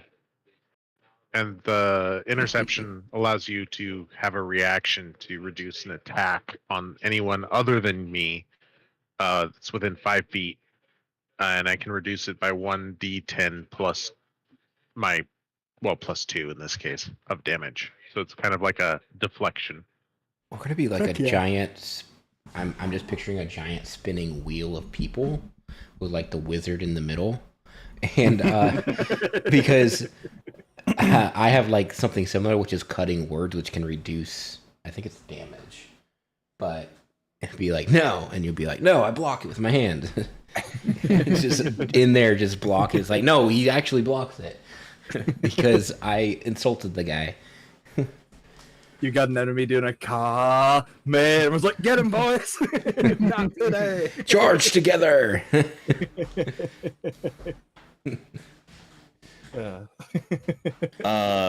Should I roll my portent dice at this point, Jake? Yeah. Yep. And same to all the rest of y'all. If you have any daily abilities, y'all are Yes. totally fresh. My portent dice as well. No, I'm just kidding. I have an 18 and an 8. Not bad. Hell yeah. Yeah, I'm just looking. I was asking about how we would find something because there's some things that I would like to do with the library, like investigate what's going on. And we just, I don't know, hire people, right? Like specialists. Be like, we need a medicine specialist to see if it's sick, or like, what do we do?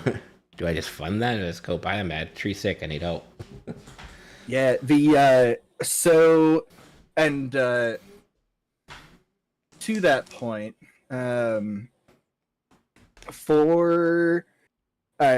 the rest of the game, I think this is going to be the biggest time skip, if not the only significantly large time skip. That said, I am planning on giving you guys plenty of downtime. So for projects like that, the way that'll work is we'll essentially do kind of a fast sessions and slow sessions. The fast sessions will have a lot more like the minute to minute stuff, but then during slow sessions, you can take steps to work on various projects.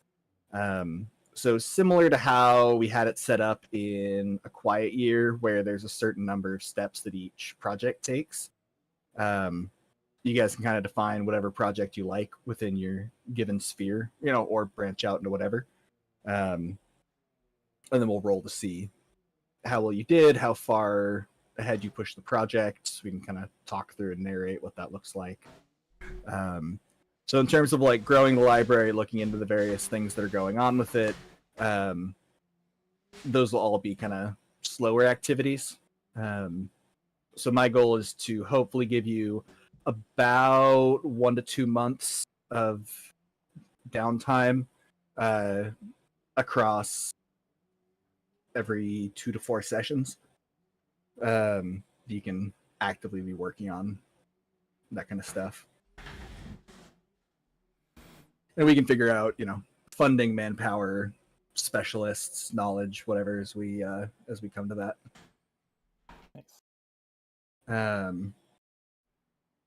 Yeah. All right. Do we just want to start and then Kai can catch up? I think Kai's here. Oh. Just sat down. So yeah, we are good to go. Hey everybody. The sun is rising in this mountain valley that you call home. It's a warm spring day. It has been a long 2 years, but a very good 2 years. You've all done more fighting in the last 2 years than you ever thought you would. You've also done a lot more growing and taken on significant responsibilities across the town. Some of you are known as heroes. Other of you are known as pillars of the community. Others of you are known as the person you come to when you have no other option for your bandit problem.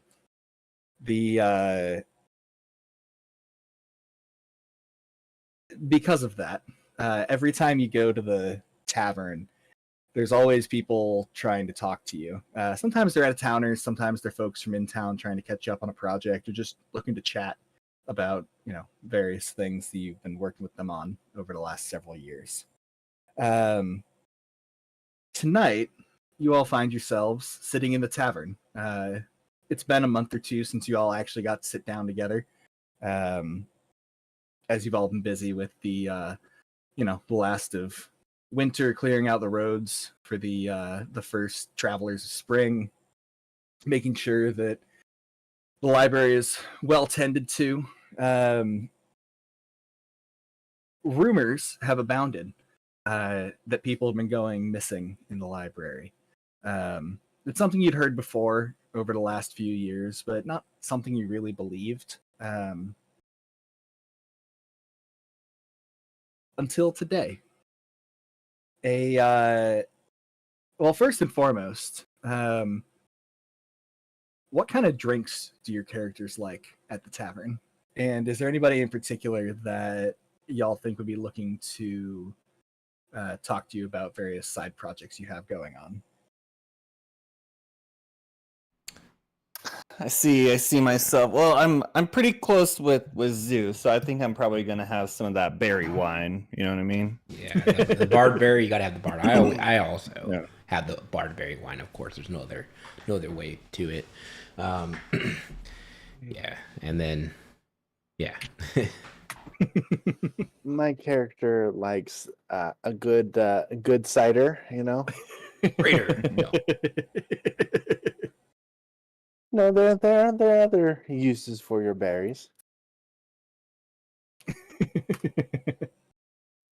A good ale. Being Fey, I prefer a fruity light drink rather than a heavy drink. Oh God, he had sparkling water to his wine. I did. Damn straight. I don't know much magic, but I do know how to add a few bubbles to my wine. Gritzer. I actually fucking love that idea. The only spell you've picked up after traveling with the most magical people in town are how to lightly carbonate your wine. Just dip my finger in the wine and it starts to bubble on its own. It gives you a brief headache every time you do it, but you do it just to spite the casters, I think. I just like the bubbles. He says, Bailey.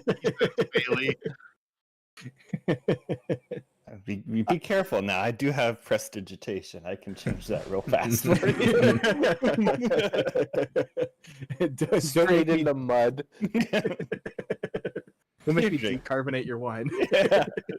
Now it's flat. Just walk by and carbonate one of their drinks. So you all are sitting around your favorite table off in the corner of the pub. Not bickering, but bantering back and forth. There is a single glass of wine in the middle of the table that's been carbonated and decarbonated about 12 times now. Much to the chagrin of all parties involved. And as you are all chatting, you hear the tavern door open. And it's not uncommon. This is, the biggest tavern in the town. It's the first tavern in the town. It's well traveled. You're used to seeing a lot of new faces around here, especially being a more mercantile town on a trade route. So when someone, when a halfling specifically walks in, you don't really think anything of it until you see the ranger that he's with point over towards your table. Oh my gosh, Frodo and Aragorn. Oh man, the guy's pointing at us, Please don't be my ring. Please don't be my ring. pointing and walking. I'm gonna get up and pretend to go to the bathroom, but I'm gonna hang out in the shadows, just inside ear reach, so I can hear what's going on. Or no, I'm gonna go to the bathroom. I'm gonna change shape. I'm gonna change who I look like, and I'm gonna come back in. So I just look like one of the other taverns people, and I'm gonna hang in the shadows and listen to the conversation that's about to take place. Solid. Would you make a stealth check for me? Yes. Oh no. Can I take? Am I wearing my chainmail in this particular encounter? That's up to you. How armed do you usually go to the bar? I would just be carrying my rapier. Nothing. And my shield on my back, but I wouldn't be wearing my chainmail. I don't want to drink and be Clink, chink, clank, clink, chink, clank. chink. So I am Oh, yeah. not going to be wearing my chainmail. I'm going to take my chainmail off, Sweet. and that means that I no longer have disadvantage on my stealth. I would. Okay, Oh, sorry. it's a 10. All right. Yeah, you lean up against a shadowy corner of the bar. That said, it's still only a shadowy corner. They There's can enough see me. They just Yeah, there's enough magic in town that the town is fairly well lit. Your average house doesn't have to rely on candles, as there's enough like magical lights and stuff around. So you're fairly easily spotted, but not behaving too obtrusively, so no one really pays attention to you. You can pretty easily eavesdrop in. For the rest of you at the table, this halfling wanders on up to you, hat literally in hand. And he kind of looks around the table and then looks at Zoo and Lothar, and he goes, hello there. Are you Xu and Lothar? Yes. Lothar, yes. I'm so yeah. sorry. Oh, I'm so sorry. Sorry, my friend. Yeah. Well, no. Well, I'm fine. I don't think my kid is though. I'm from out east, and well, you two run the library, right? Yes. Yes, we do. What? We do. My kid came out here to study at the library, and he was supposed to be back before winter came, and I haven't been able to get in touch with him. Could you describe your boy? Yeah, Your he's real tall, and he holds his hand about 3'3" off the ground. Mm-hmm. Very tall. And he goes, but real skinny, light brown hair. He was a hobbit, not a hobbit, a halfling. And he kind of crosses himself and goes, wouldn't want Lord Jur to smite me down. Yeah. How can the library assist you? Well, I was hoping y'all had seen him. We and he pulls a rock out of his pocket and sets it down on the table, and he goes, see, we got these messaging stones. Let us send a letter, but like by voice through the stone. and it kind of leans down to go, the magic today is wild. I had nothing like this growing up. But I can send him a message through the stone, and he can send one back. And he stopped. And the last thing I heard from him was he was in the library for the day. And that was 4 or 5 months ago. It took you 4 or 5 months to get here?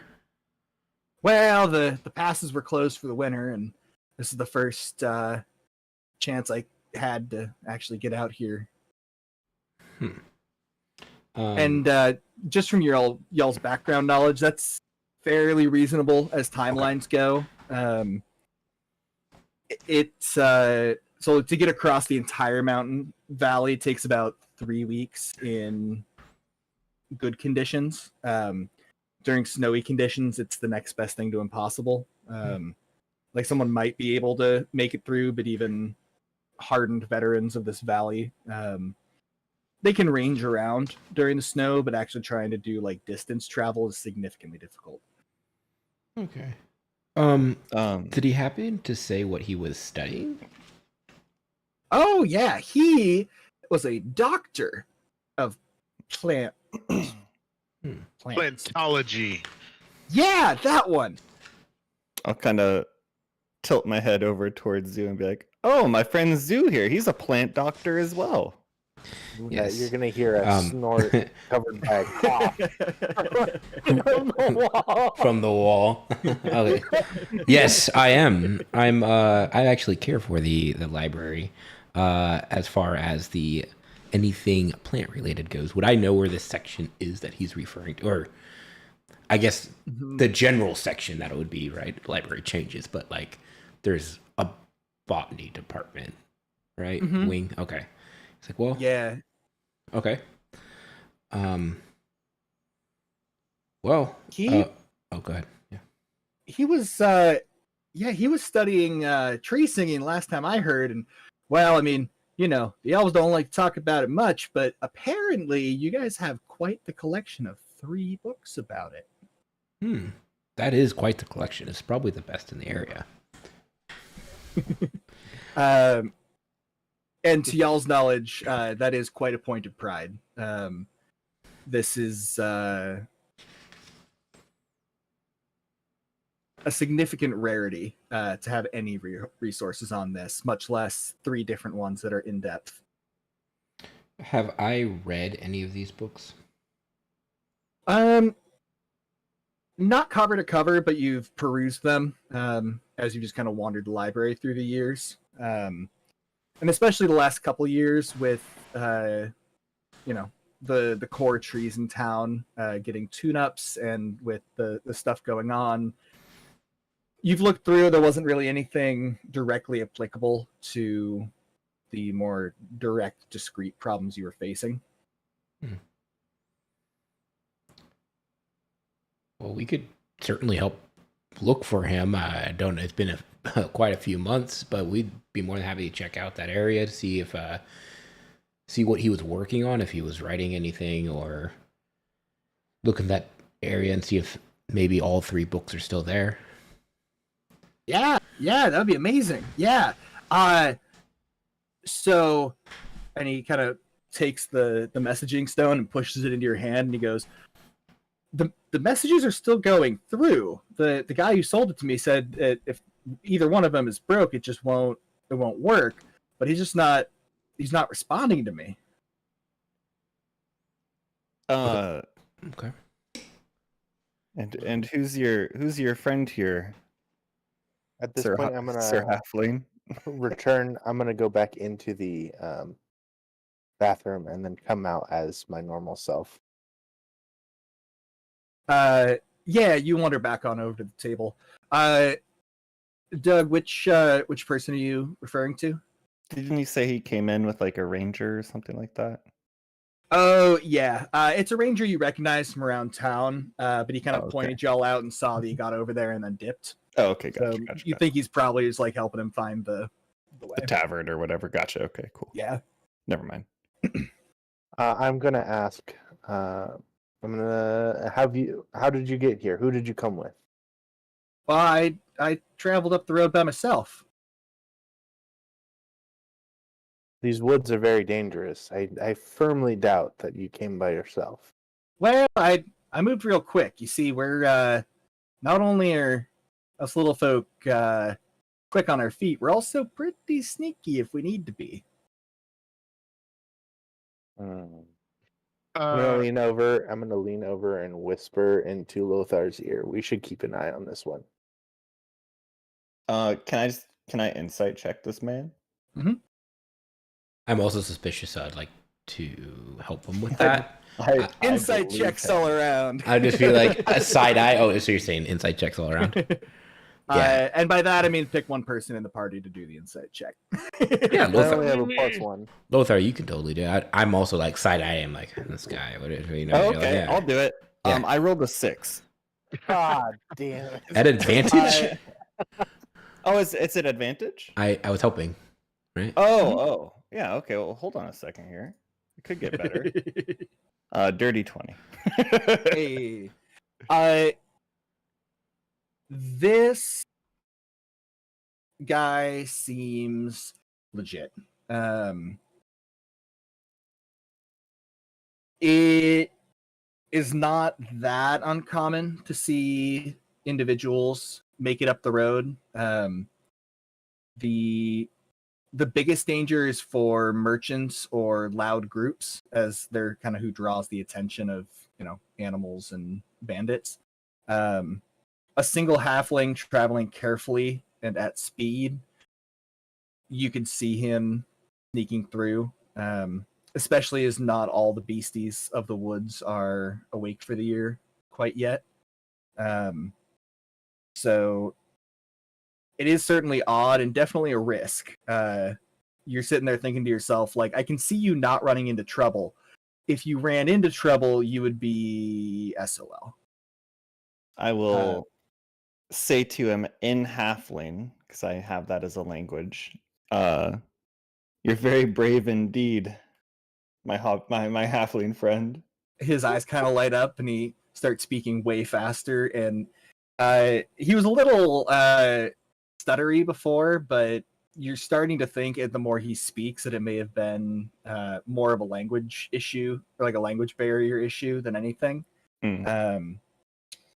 He goes, "Oh, well, thank you very much. I mean, I wouldn't call myself brave personally, but when your kids are involved, you got to do what you got to do." And well, I mean, like I said, definitely got lucky, but well, he kind of winks at you and goes, we're known for our luck. I mean, you speak the language, you know how much luck plays in. The threads of fate are kind to your people. Oh, that they are. All in halfling still, by the way. Mm-hmm. Does anybody else speak halfling? Nope. I'm just nodding my head like I do, but I have no idea what they're saying. I'm just smiling and nodding. Rapid fire. What I assume are squeaks. Mm-hmm. Next best thing to it, yeah. Repeat every fifth word and be like, yeah. Is it level 3 we get our first feat if we so choose to take it? I think 5 is it, or 4 or 5 is the size. Mm-hmm. Level 4. Okay, I'm gonna take that language perk. I have a question about the sending stone here that you've given us. How audible is it? Like, does the person have to be holding it, or? Well, it's about speaking volume. Okay. So I have an idea. How about we just you said it's still working, right? Yeah. As far as you know. Okay, so I say that we go into the library and we speak into the sending stone and see if we can hear something as we're walking through the library. Oh yeah, I like that idea a lot. And he pulls out what looks like a iron and oak reinforced box, and inside is a whole bunch of cloth, and he very carefully wraps the sending stone and puts it into the box and hands you the box. Okay. What is this box for? Is it just to hold to it? Make sure it doesn't break. Oh, okay. He says in halfling, and then he kind of catches himself and in common he goes, it's to make sure it doesn't break. Got it. Yeah. Okay. Do we have to keep it in this box? Oh no. Okay. It it'll read it out as long as as long as you're nearby.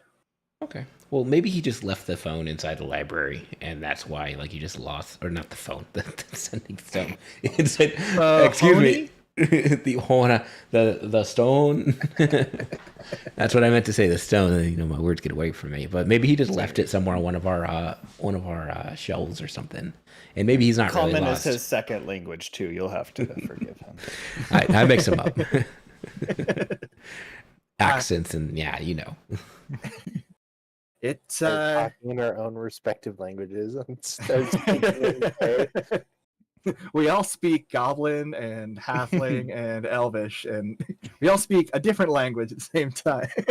Yeah, I speak Fey. I read Elvish. There's a big difference there.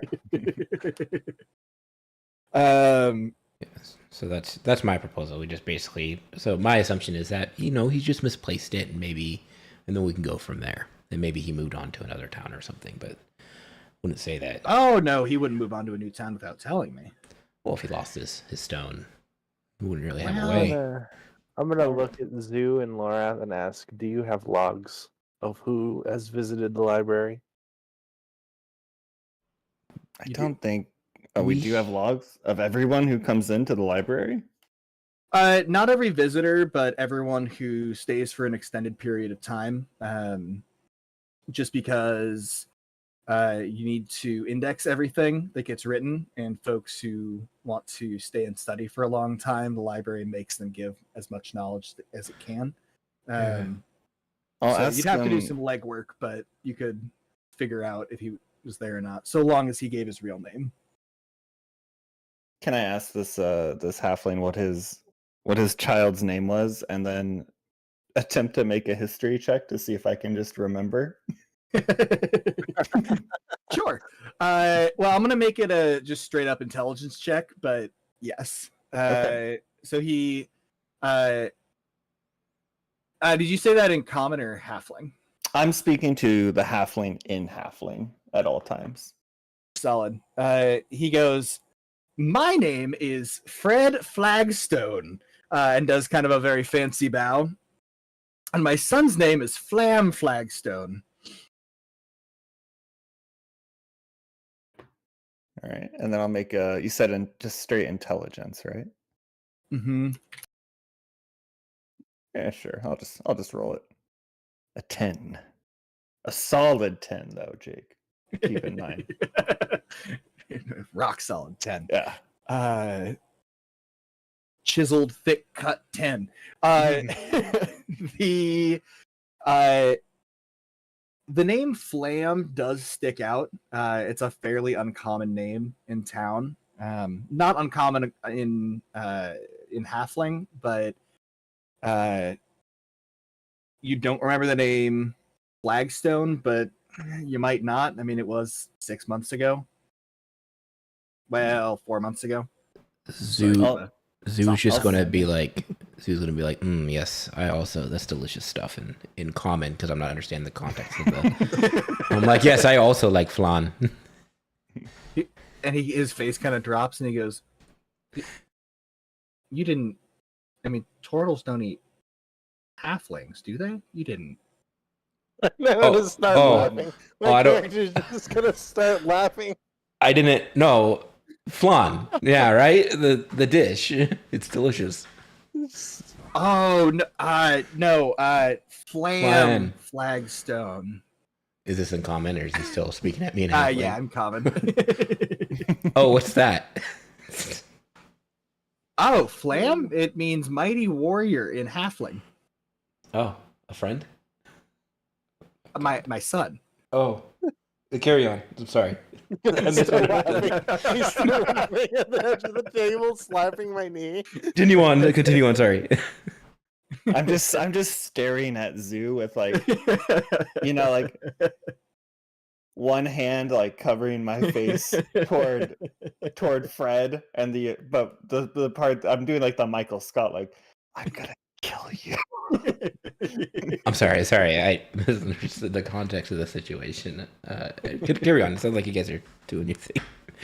He goes, oh, I understand. You lot have been drinking for a while, so I wouldn't expect you to be in a sad mood like you lost your kid, the only kid you had before your wife died. That's all right. Sorry, that sounded more backhanded than I intended for you all. Sorry, it's been a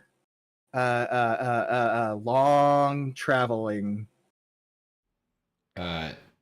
So Originally I thought Zoo would be like maybe some sort of dragon turtle. Now I just think he's a kappa. I heard flan. I'm gonna respond. I'm going to respond to him, and I'm going to say, "Listen, I understand. I lost my friends at a very young age, and I still don't know where they're at. So maybe we can help you find your child." Kind of nods solemnly and puts his hand on your shoulder and goes, "Sorry you couldn't find him. That there's something real rough about it." Super apologetic. I'm really sorry. I offer him a hug, very charismatically. With a strum of his, No, not with stroke of his gong. No. I'm sorry. Bring it in. I'm sorry. I didn't. I should not have interjected. I apologize, and so I just offer him a hug. So turtles are not small creatures. No. I'm a very. Oh no, you're gonna crush him. No. But and halflings are particularly small. So he comes up about to your hip, but he gives you a big hug, and the more and more you talk to him, the more and more earnest Fred seems. But he seems to accept your apology, and understands a bad turn of phrase. When he's not looking at me, I'll mouth to like Lothar, be like sorry, like with my lips, and be like, ooh, oh, sorry. I'll ask Fred. Do you have a place to stay in town while we conduct an investigation? Well, not yet. I came right to y'all, so but I was thinking about staying here. It's a good place, and I'll hand him. I don't know. I'm gonna give the man 5 gold because I'm feeling real generous. I'll say this should cover your room and board. He enthusiastically shakes your hand and goes, "Sir, you're too kind. You're too kind. Thank you. It's been a long time since I could rely on the kindness of strangers, and well, I heard amazing things about this library from a kid, and can start to see why." In these trying times, it's important that we stick together.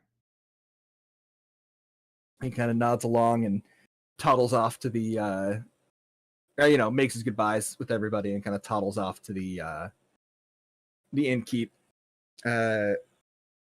There's several halflings who work at this bar. So there's a like a normal sized person counter, and then like right next to it is like a half sized counter, which he kind of like raises half an eyebrow at as he walks up to it, seemingly surprised. But he presumably, makes plans to rent a room, and you see him give like 2 of the gold over and pocket 3 of the gold. And he's just chatting with the inn staff, gets dinner. What are y'all doing while he's booking into a hotel? I've pulled out the handy field notebook that I keep on me at all times, and I scribble out a note to the rangers to ask them to station somebody in the inn to look out for this halfling, and I send it with a messenger off to the rangers. All right. I'm going to briefly re-prepare my spells. And sorry, didn't quite see who that was. That Patrick? This is Thas, yeah. Hey, let's double check. I think it has to be at the end of a long rest. Oh, no worries then.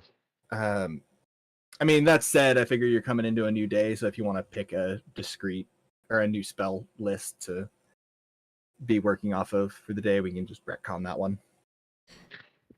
That would be helpful because there's some things I just didn't understand as I've been reading through some of the spells before. So this yeah, works. all good. Yeah, and make whatever changes you need.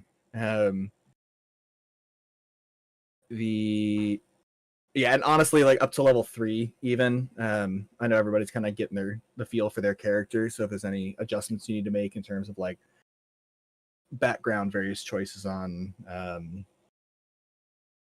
like what fighting style you have, what have you, feel free to make those.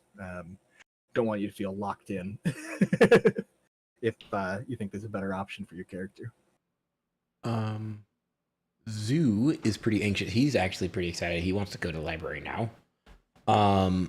Just because this has been a rumor that's been outstanding, but we never had evidence of it. And then also fairly bad for the guy. And we just got a new little doodad that we're going to try out. So this is like a trifecta of fun, potential fun. So, even if slightly inebriated. I am going to make a brief stop at the ranger station. And I will pass a ranger on the way there who's headed towards the inn. And I'm going to go pick up my, although I don't think I need it, I'm going to pick up my chainmail and put it on. And then I will meet them back at the library. Sounds good.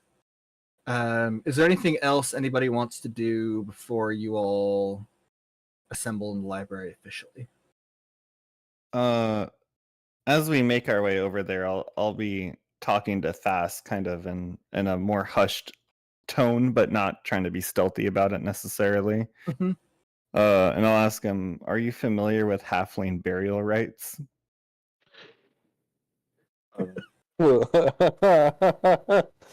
mean, have there been a lot of halflings in this town? This is a question for you. Yeah, there have been enough that there is a priest in town, to be sure, who's familiar with it. I don't think you in particular have ever run them, but if a funeral needed to be held in town, it should be doable. The library there should be a priest for it. Mm-hmm. Okay. Yeah, and for that, there's a priest for that. In D&D, absolutely. Do you mind if I religion check 17 just to see if I have some familiarity? Yeah. So then yes, definitely heard of them. And you haven't run them, but you did study them kind of on a, an off week or a quiet, winter night. Dug into them a while ago. Then Lothar, I've never performed a rite, but I definitely am familiar with it. Well, let's hope it stays that way. But I can't help but run the numbers here, and somebody, if in fact they went missing in a library months ago, they would have succumbed already. Is there even anything to eat in the library? I know it's a plant-based, building, but does it fruit? That alone lowers the survival rate to 0. Mm-hmm. Who goes into the library with a month's worth of provisions? Other than you studying. Yeah. Lothar will kind of nod as he's saying this, and as kind of like my point exactly. Yes. Now it's possible he could have some affinity with magic, where maybe he could sustain himself, but those are relatively rare, and that kind of duration, I don't see the chances being that good. Those Can food halflings are even be quite resourceful conjured people. from magic, or can it only be duplicated? You can make good berries. Okay, Harry Potter. Okay, Harry Um, Potter. You can make good berries as a Yep. druid. Yeah, Heroes Feast is another notable one. Oh yeah, it gives you buffs. It's yummy, yummy. As a side note, Heroes Feast is such an absurdly high level. It's like level 5 or 6, yeah. I would almost rather have a separate spell for it that's like second level. That's Well- just like you summon enough food for 100 people that disappears at the end of the night. But I think Not I think so you can Heroes magic feast. I think you can ritual cast it. Oh, can you? Oh, I shoot. think it is a ritual. Although, isn't it Anyway. like 500 gold or some shit It's for expensive. material? Yeah. But it also feeds like 50. It's absurd. The real question is, are the nobles having it cast every night, or And as we're walking and having this conversation, I'm going to be gesturing with my hands, and as I start to gesture, I will also be casting Mage Hand to grab the staff out of my hand, so it's just kind of carrying it beside me as I start gesturing. start like gesturing and holding it? You're like, wait a minute, and like set it down in the air, Yeah. and then keep going, but it follows you along. Yeah. I love it. I would like to put my ear directly on the sending stone to see if I hear anything. I'm assuming it's like an open line to see if there's like anything I can hear. Yeah, make a perception check for me. Can I assist him? Sure. I'm proficient. Yeah.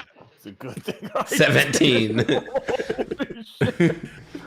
You do not hear anything coming from the stone. No static. It's just silence. Complete silence. Yeah. Okay. And I'll say that between the two of you, you're magical and knowledgeable enough to have heard of like a sending spell or a message spell. Mm-hmm. Normally it's like 25 words each direction. So it doesn't surprise you that someone found a way to enchant 2 stones to kind of be a permanent effect. This couldn't have been cheap, but you should be able to hear it at a normal speaking volume. Or as if it is a normal speaking volume. Cool. So if they scream, you'd hear a scream. At a normal At a speaking scream. volume. Yeah. So it reduces it. It muffles it. Mhm. Does it enhance? Okay, question. Does it enhance if you whisper into the stone? Is that whisper now a normal speaking volume? As you start asking these questions of your librarian friends, and peppering them with various like, well, what if this and how about that?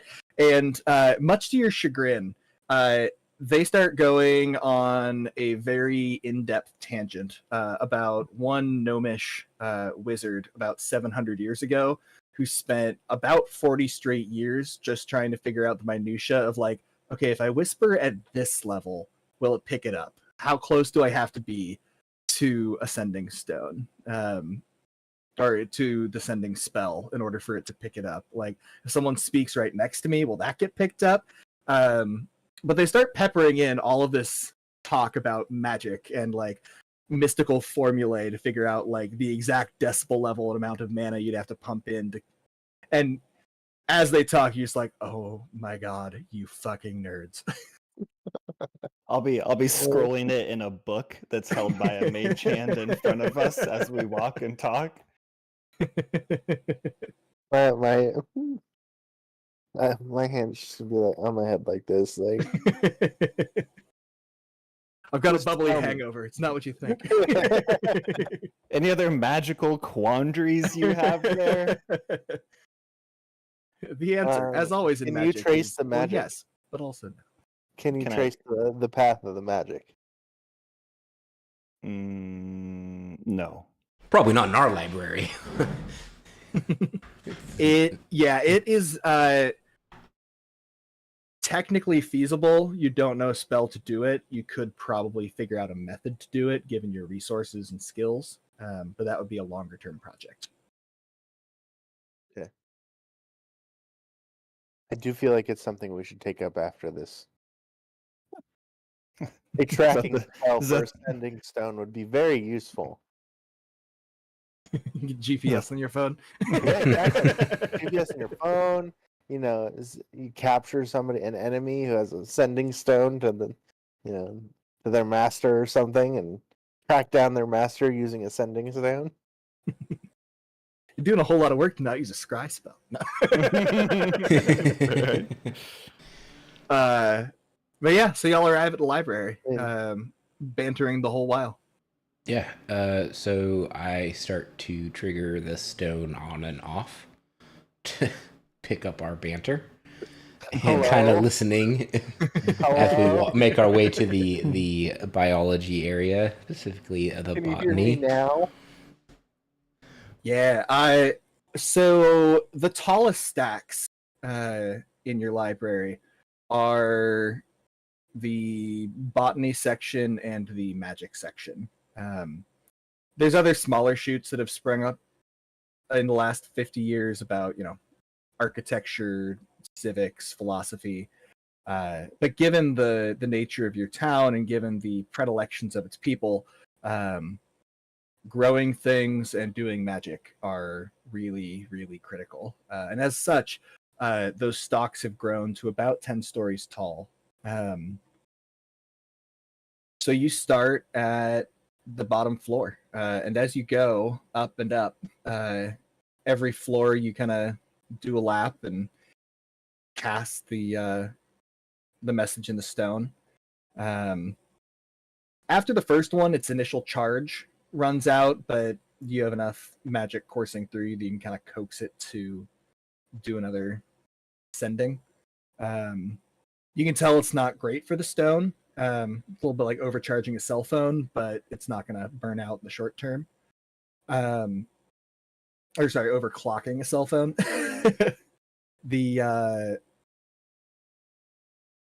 Things start to get interesting when you hit the 5th floor. I'd like you all to make a perception check for me. In this case, I'll have all y'all do it.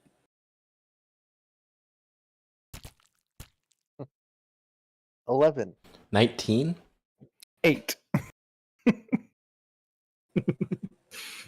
So whoever got the 19, I think that was Patrick. Oh, that No, was right. Zoo. Zoo. All right. So Zoo, as you are casting the sending, hello, can you hear me?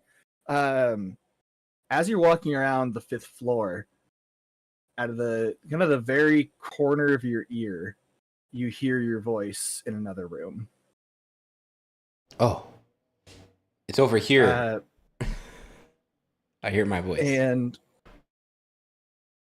I'm going to direct y'all's attention to Owlbear Rodeo.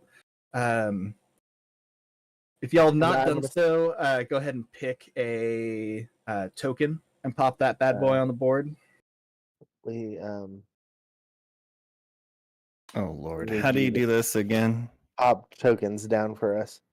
Oh, okay. Let's see here. Let me pick good ones. Elemental will be Thas. And Ranger will be Athelios. And actually, no, I lied. Shape Changer will be Athelios. That's better. There you go. Yeah, that's better. Not that I'm necessarily going to need it in this room, but... And then, where's the magic-y ones? This wasn't... There we go. I lost in a second. Sorcerer can be Lothar, and you have a Bard musical can be Zoo. instrument. There you go. All right. Is this room Sweet.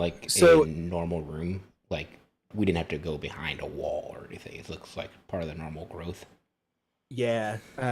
Where this door is up north is a little spiral staircase, not a real door. Forgot to toss that in earlier. Worth noting, the exterior of this room should be the outside of the bamboo shoot. So it is extremely weird that you can hear something coming from the next room over, or so it sounds, when that should be outside the bamboo shoot.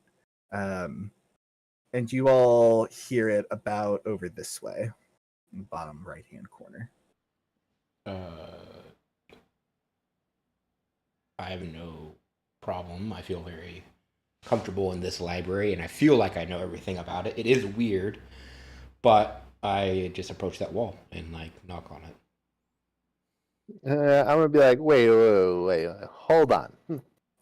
Pause. Library. The outside of this building is round. This should be the only room on this level. Why is it square? We don't have the technology. Stop on a thing. Okay? Oh, Oh, sending Your- stone your communication. internet- Yeah, your sending stone is breaking up. you went very robotic. Robotnik.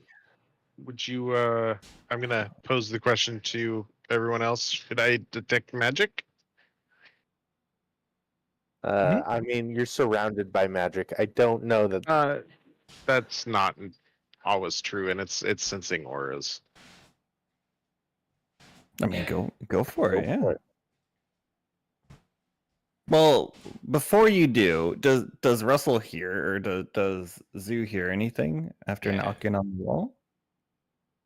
It sounds just like knocking on any other portion of the library. And are there Okay. windows on this wall? Opens the door and falls out the. Yeah, there are windows. And they- 4 windows. And they appear to go outside. Mm-hmm. Mm. Well, I'm gonna walk over to one and look out. You're about 60 feet in the air. Okay, and that's all I see. Mm-hmm. Just, Yeah, you kind of see the outside of some other landscape. bamboo shoots, but I'm gonna tell them nothing looks off through the window. Detect that magic, my boy. All right, cast detect magic. all right. Let me pull up detect magic real quick. It's 30 feet. You can sense magic. If you sense any magic, it's faint aura around any visible creature or object in the area that bears magic, and you learn its school of magic, if any. It can penetrate most barriers, but is blocked by 1 foot of stone or 1 inch of common metal, or a very thin sheet of lead. So it's an X-ray, is what you're telling me. Yeah, sort of. So casting detect magic has been a very odd experience the last 2 years. You're used to the flow of magic in you. You're used to casting magic. You're used to seeing and experiencing magic. When you detect magic with this particular spell, it's like dialing all of your senses to 11. And because this entire region was soaked in so much magic during your trial, there's always a faint background noise. And when you cast detect magic, well, I guess are you more visual or yeah, we'll go with visual. It's like the neon glow without the neon light. Things kind of get their own halo around them, depending on the school of magic.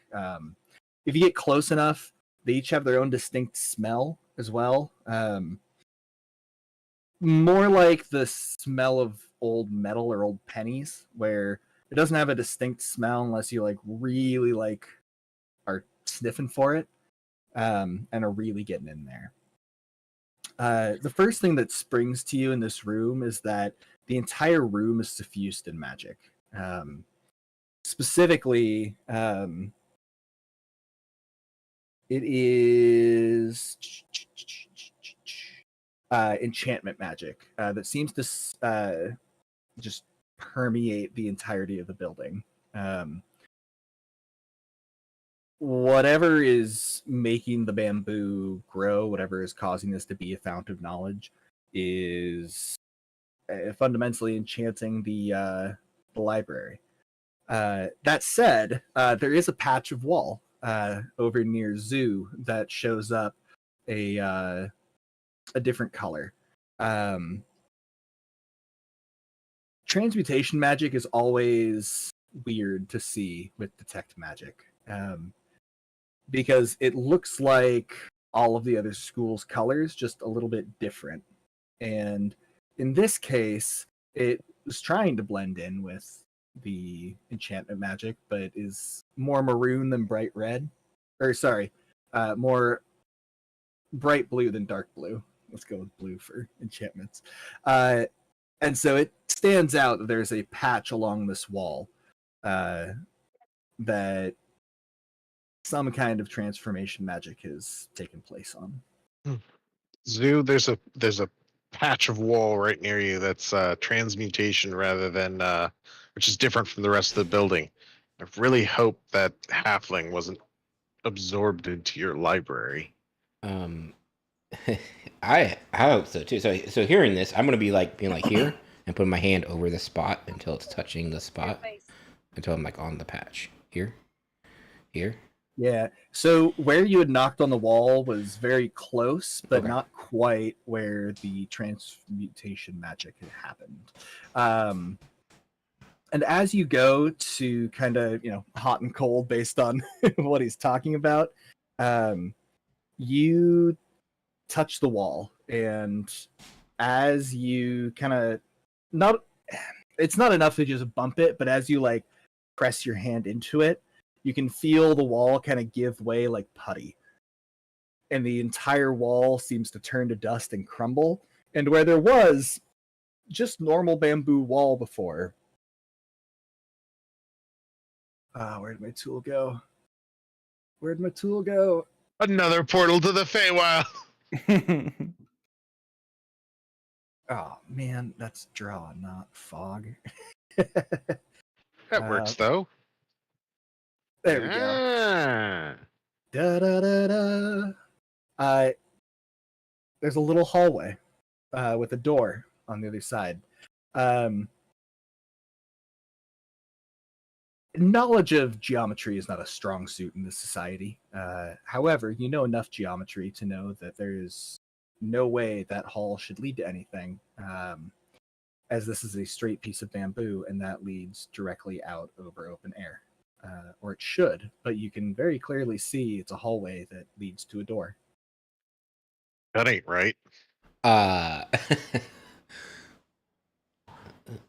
Well, everyone can see this. Then I suppose I'll go first. I'll put my hand out and I'll cast Mage Hand and just tap on the floor of where this hallway is and make sure that it is real. Yeah, you hear a tapping sound from the floor. Okay.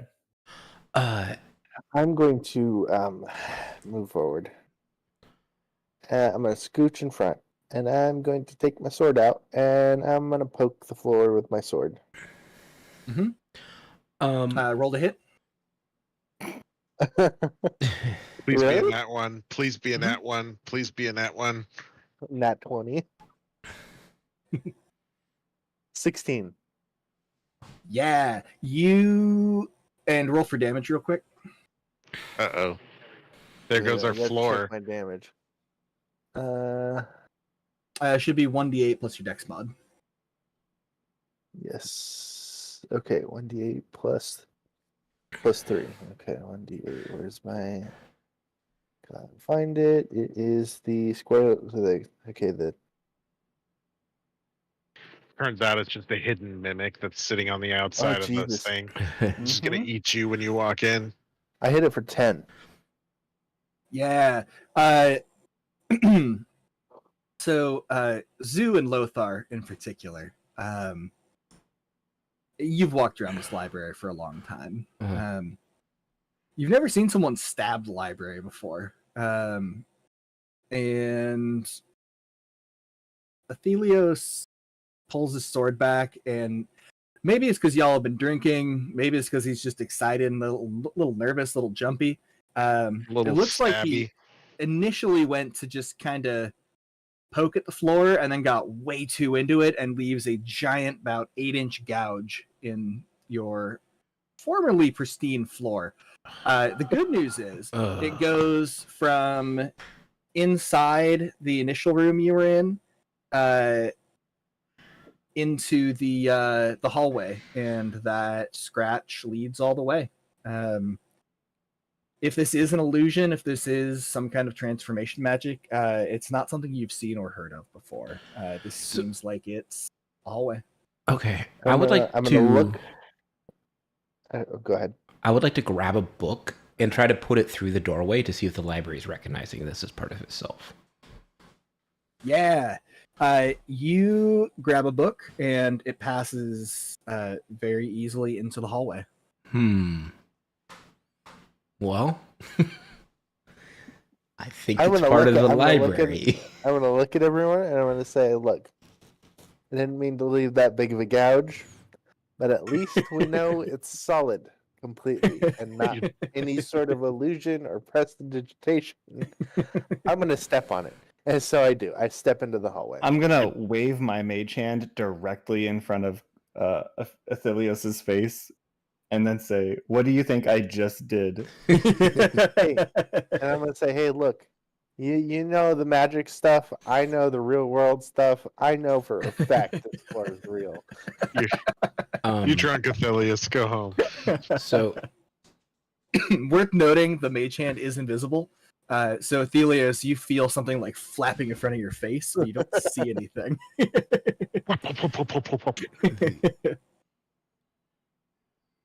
So I'm going to go ahead and put one of the books from the library on like my belt, or like kind of wrap it around myself, just so I can use it as like a tool to check if we're going through a portal. Potentially. I'm gonna. This is an old motion for you. I mean, you've spent hundreds of hours in the library, and carrying several books around is nothing fancy. Okay. I'm gonna look at him quizzically and ask him why he did that, because I don't know the rules of the library as well. So the rule of the library is you can't leave the library with a book. So I'm hoping that with this magic, so I know that we've seen a portal before. What I'm hoping, but this may not be true because I've never seen this magic before, is that if we try to put the book through a portal, that the library will stop the book from leaving. Okay, I'm gonna ask Lothar to toss me a book. Again, I have no idea if this will work, guys. This is the best I know how to do. I'm gonna mage hand a minor volume over to him and simultaneously shake my head and throw him a book. I'm gonna take the rope in my pack out, and I'm going to then tie it to my chest. Jake, as far as the detect magic, because it lasts about 10 minutes, does this look like the rest of the building? Or is it more of the transmutation? Yeah, as soon as he kind of pressed his hand into the wall, that magic looked like it evaporated. Which, for your detect magic, is about the way you would expect when a spell either unravels or deactivates. Okay, but the rest of the inside of this new hallway, this looks like the rest of the building. Is that correct, or does it look like something same else? color as the rest of the enchanted building. I'll inform the others of that. Hearing this, can I look out the window to see if it's still the outside or the inside, or if all of a sudden like something else appeared? Yeah, Figure on the inside. Yeah, you wander over to the window and you look out, and you're about 60 feet up. You don't see any sprouts or any other buildings or anything that you wouldn't expect to see. But does the hallway look like okay? So am I expecting? I guess I'm expecting to see a hallway, right? So you said the transmutation kind of. I motion Thas to come over here and I say, "Do you see anything out there?" See if he sees like transmutation on the outside still. Basically, is the hallway hidden still, or is there another stock, or was like the whole stock hidden, or I something don't like think that? there's a window there. Oh, Yeah, well, it's on- you look out the window and you don't see anything until the next window. Well, it Okay. looks exactly the same as it always has. okay. Yeah. For Thas, you don't see any magic like sticking out into the air or anything. I'm gonna mage hand kind of like lightly, very, very lightly, kind of like prod Athelios on the back to make him go forward. And I'll be tapping my foot in the back of the door. I'm gonna now open the door. I'm gonna look back, ask everybody if they're ready, because Lothar's damn well pushing me through the door. You don't know that.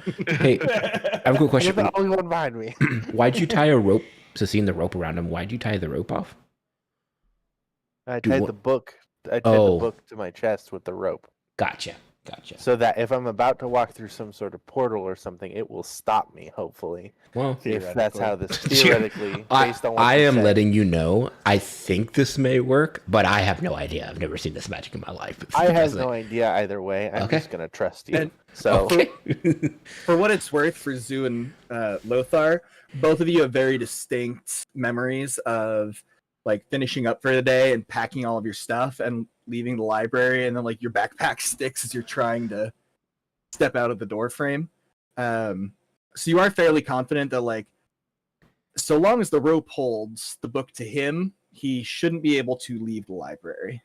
Yeah, In theory. my concern is a portal. We've never tried a portal put in the middle Yeah. of a library Mhm. and then going through it. Like, is the portal? Does the library even recognize the portal as a door? this is all theoretical. So I'm just sticking with it doesn't leave the building. So I'm gonna Yeah. open the door.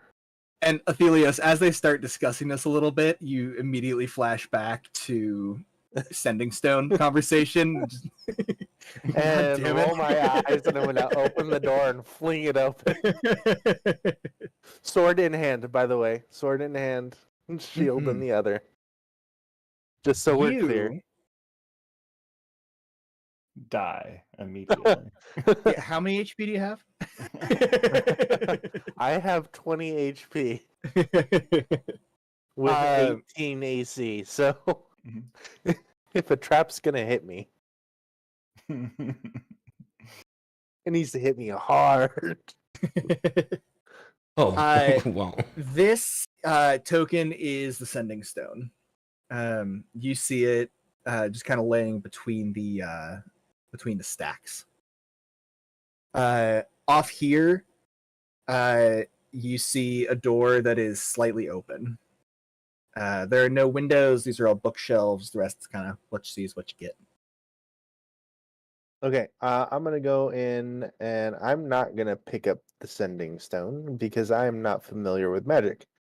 Instead, I'm gonna take a left. I'm gonna alert the others that the Sending Stone is there, and I'm gonna take a left and head towards this door, and I'm gonna stand just to the left of it, not quite in the door yet, in the doorway yet. Well, I guess it's safe. He just disappeared.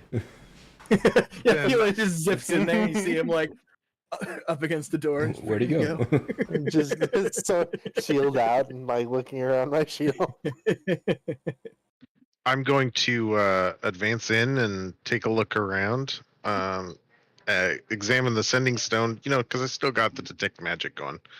Yeah. So the Sending Stone glows a light green. I'm not going to figure out what school of magic it is because I'm feeling lazy. However, it glows the same color as the box that Zoo has been talking into. All right, I'll relay that. Sending stone looks the same as yours according to, detect magic. And what about the walls, floors, anything else unusual? The bookshelves, the stacks. Yeah. So these are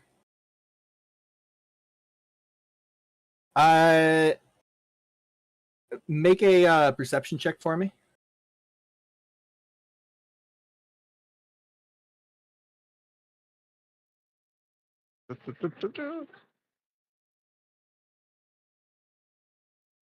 Nat 20 for a 23. All right. You're not a librarian, but you have friends who are very good librarians, so you've spent more than your fair share of time in the stacks. These books in here strike you as ones that should be in the other stock, and you're kind of surprised that they aren't. You haven't seen any of these titles before. In terms of the books and the shelves themselves, not a lot to write home about in terms of there's books on plants, there's book on plant magic, there's, a whole lot of books in the topic that you would expect. You just haven't seen any of them before. On a 23, I know you weren't asking about the Sending Stone specifically, but I'll give it to you on that perception. The Sending Stone has a tiny bit of blood around it, as well as several very deep gouge marks going down the aisle and around the corner. And what, Guys, there's blood, a trail of blood and gouge marks. You guys want to come in here? I'll turn to Lothar. Would you like to go first, or I can go first? I don't care. Well, I think you should go first. Otherwise, you might never go. All right, I'm in, and I go. Seeing these, like the blood is interesting, but I don't see anything. Well, no. All right. Hearing that, I go up to the Sending Stone. I look at it, and I'm gonna see if I can see how old the blood is. it is very dry. Very dry. Okay. Well, completely dry. And I will follow it. And you're Is, following the blood. Got it. Is this a podium? It is. It doesn't have anything crazy on it. It's a index for this section, which you would expect to be in there. Okay. They're not super consistently placed, but they're usually easy enough to find. Does the blood lead to the door? The blood does not, but the scratch marks start to look more and more like claw marks that were digging into the wood. And there's a trail that leads down this aisle, across here, and into the door. And Athelios, as you have had a minute to breathe and to look around the room, you kind of look down and realize that there's that trail of scratch marks that lead right past where you're standing and into the door that's ajar. Can I determine the age of the scratch marks, knowing the healing properties of the trees and such? Yeah. This is very weird. You've seen people, drop things, leave little scuffs in various places, and the library seems to be okay with being cozy or being worn, but it doesn't seem to want to be damaged. Mm-hmm. And so the fact that these scuff marks stayed is particularly odd. Not dangerous necessarily, but it does seem to indicate to you that the things that are true in this room of the library may not be one-to-one with what is in other parts of the library. Okay. And does it look like an infection or anything? No, just gouges in the wood. Okay. I'm gonna ask Lothar if he has any spells to see what happened, or any way of scrying what happened or what have you, because I am not magically inclined. Not yet, but as I answer, I'll prestidigitation the dried blood off the surface of the ground as I make my way over toward the rest of the party. I'll kind of clean in front of me as I go. And would you all make a stealth check with disadvantage? Disadvantage. Okay. And if y'all can figure out the average score between all of you, that would be dynamite. So, okay. Well. So disadvantage, you take the lowest, right? Oh my gosh, I got a 1 and then a 20. Okay, well, 2. I got a 9. I got a 7. 18. And what? Pass. What'd you get? I got a 15. Hey, doubled the average. So that's So 33 divided by 4. 8 average. That's all right. not good.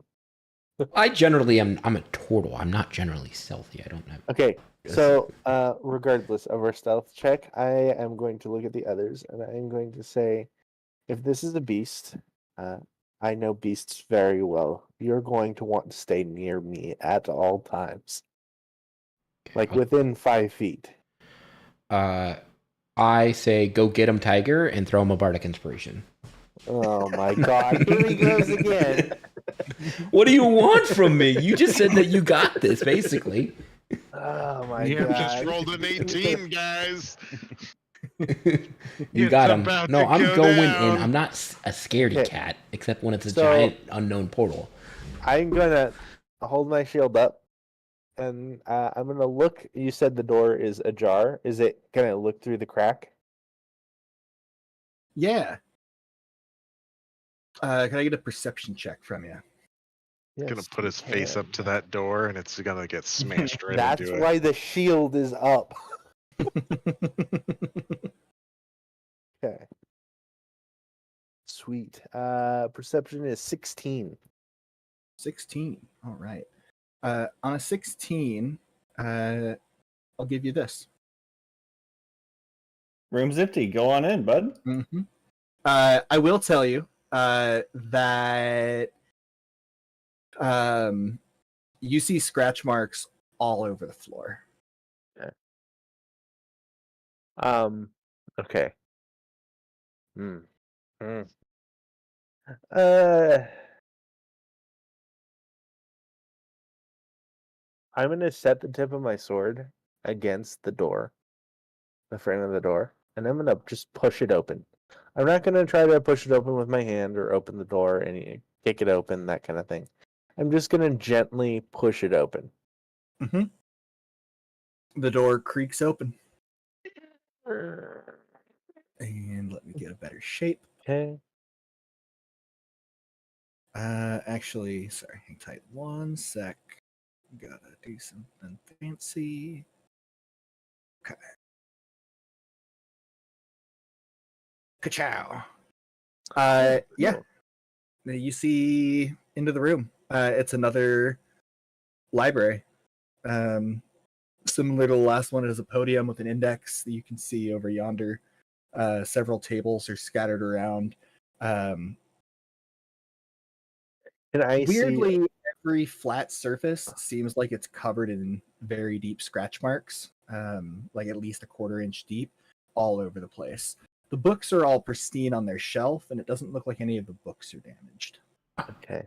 How tall is the Can I- room? 8. The one we're in. The one we're in. About average, well, taller than average, so like 12, 13-foot ceilings. And are the ceilings lit?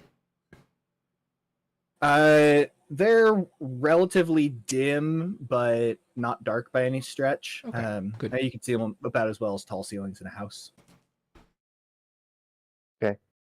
Can I do a history check to see if I recognize these scratch marks? I think I probably should have done that before I opened the door, but History check? Nature check. nature check. Sorry. All good.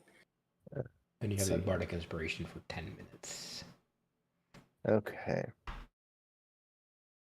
And the bardic inspiration gives me additional. You can roll 1d6 if you decide. It's after you roll, but before the result is announced. And real Okay, quick, I know we're at 20 minutes past 4. Is anybody pinched for time, or do we have another 10, 15 minutes to wrap up? I can go another like 10 minutes, but Yeah, Sweet. I can go. I'm not gonna use the inspiration yet. I'm gonna say I got a 10. All right. With a 10, they look like Well, you're up in the air. On the one hand, they kind of look like giant talons, like an eagle or like a griffin might have. On the other hand, there's other ones that look a lot more distinctly like a bear paw or a large cat. It's hard to say. The problem is the scratches blend into each other. And so it's hard to tell where one starts and one ends. It's not like a footprint. It's more like, well, a whole bunch of interlaced scratches. Okay. I'm gonna glance over my shoulder with my shield still up and ask Thas to stay close behind me. So I'm gonna take a step into the doorway and look around and see if I notice anything in particular other than the scratch marks. I'm gonna move Nothing over you hadn't seen before. to have some line of sight. Okay. So I'm gonna step all the way into the room. Thas will follow me. And would you make a... Actually, what's your passive perception? Passive perception is 13. All right. Mine is as well. That's I'm going to need you to make a dexterity saving throw. Okay, dexterity saving throw. Bardic Inspiration works on this too. Dude. I'm just calling it out there. Okay, I got a 4 plus my dex modifier is 9 plus 2 is 11. All right.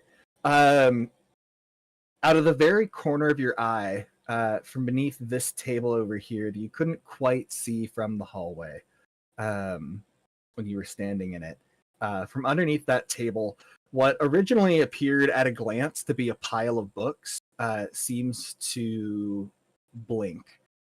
And where there was a pile of books before, a creature with 6 legs and 2... not tentacles so much as like giant stingers coming out of its shoulders. Doesn't crawl out from under the table, but blasts out from under the table at you. This looks like a panther made of paper. And it is going to run up to you and deal...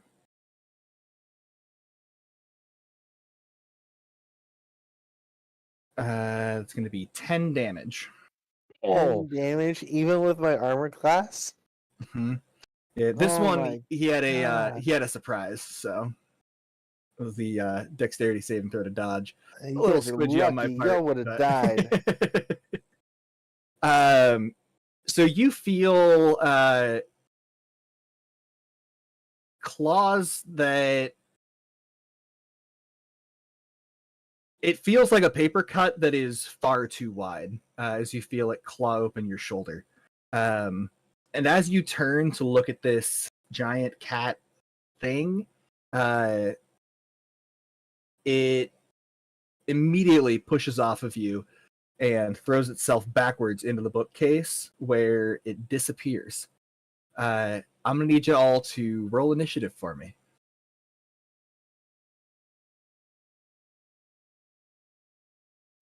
Thelios takes 10,000 paper cuts. 20. A dirty 20. Wow. 6. Wow. 3. Sorry, Athelios was 20. What was Thas? 3. And Zoo? 6. And Lothar. 10. Hey. All right. I guess the That- monster's going second. That's where we're going to end the session today. That works. I'm going to put Okay. the beastie where you last saw him. How much did that hurt you, Athelios? Like, what's your... That took away half of my health. Whew. But do note that I have a bonus action that lets me heal 1d10 plus 2 health. So that will be my next. Will probably be one of my actions on my turn. Oh, Probably should use plus, that bardic inspiration for that saving throw, huh? I did. He I only did. rolled I only got 2 off of it. Oh, you did? Oh, bummer. It was Yeah. it was like a 9 or Wah. something, and then it got up to 11. Yeah. Yikes. Yeah. I tried. I used it. But I do also have action surge as well. So does that mean I can I can move, I can heal, and I can attack? Yeah. Okay. Oh, I'm assuming he was outside of 5 feet from me because of this diagram. Yeah. Oh, that's too bad. Also worth noting, I think second wind is a bonus action, Mm-hmm. so you could theoretically attack twice, heal, move. I think Okay. isn't action 'Cause surge spiders also a are bonus? dope. Isn't action surge also a bonus action though? No, it's It just says special. You can take 1 additional action on your Okay. turn. Mhm. It's kind of like portent, where like Yeah. it doesn't count as anything. It's just a thing you can do. Gotcha. Just like with my abilities to shape change, that doesn't take up an action, I don't think. Or does it? No, it does take up an action, but it's not like a bonus action or anything. It's just something I can do. Also, just for posterity, be very careful about metagaming in the sense of like, because Kai, you were like, I'm probably going to do this on my next turn. Probably don't say stuff like that. Okay. So don't give Jake the opportunity to punish me. No, for- it's more of our reaction to you, right? Yeah. Because Okay. if, for Yeah. instance, we think you're gonna heal yourself, Okay, well I may then- not lay on hands, right? Right after I get hit, I'm gonna say, "Shit, I need to heal." Yeah. The Because that's so something my character would say. but we can gauge how like bloody you are. It's like, oh my god, I took a lot of health. You just got mad Yeah. stats. No, it's swiped. nothing crazy, with what just happened, but just Mhm. keep it in mind because that can get very out of hand very quickly. I took a big hit, and Oh, we saw I would it. say my character probably fell to 1 knee. Staggered a little bit. Blood on the wall. Yep. Yeah. Well, hey, that was a lot of fun. How are y'all feeling about the slower off time stuff that we ran through?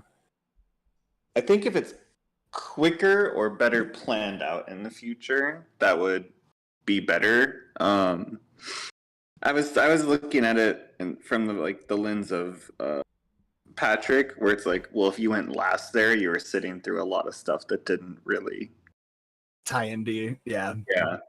So I think if we want to do long sessions like that in the future, it should be all planned out so it's more fluid. Yeah.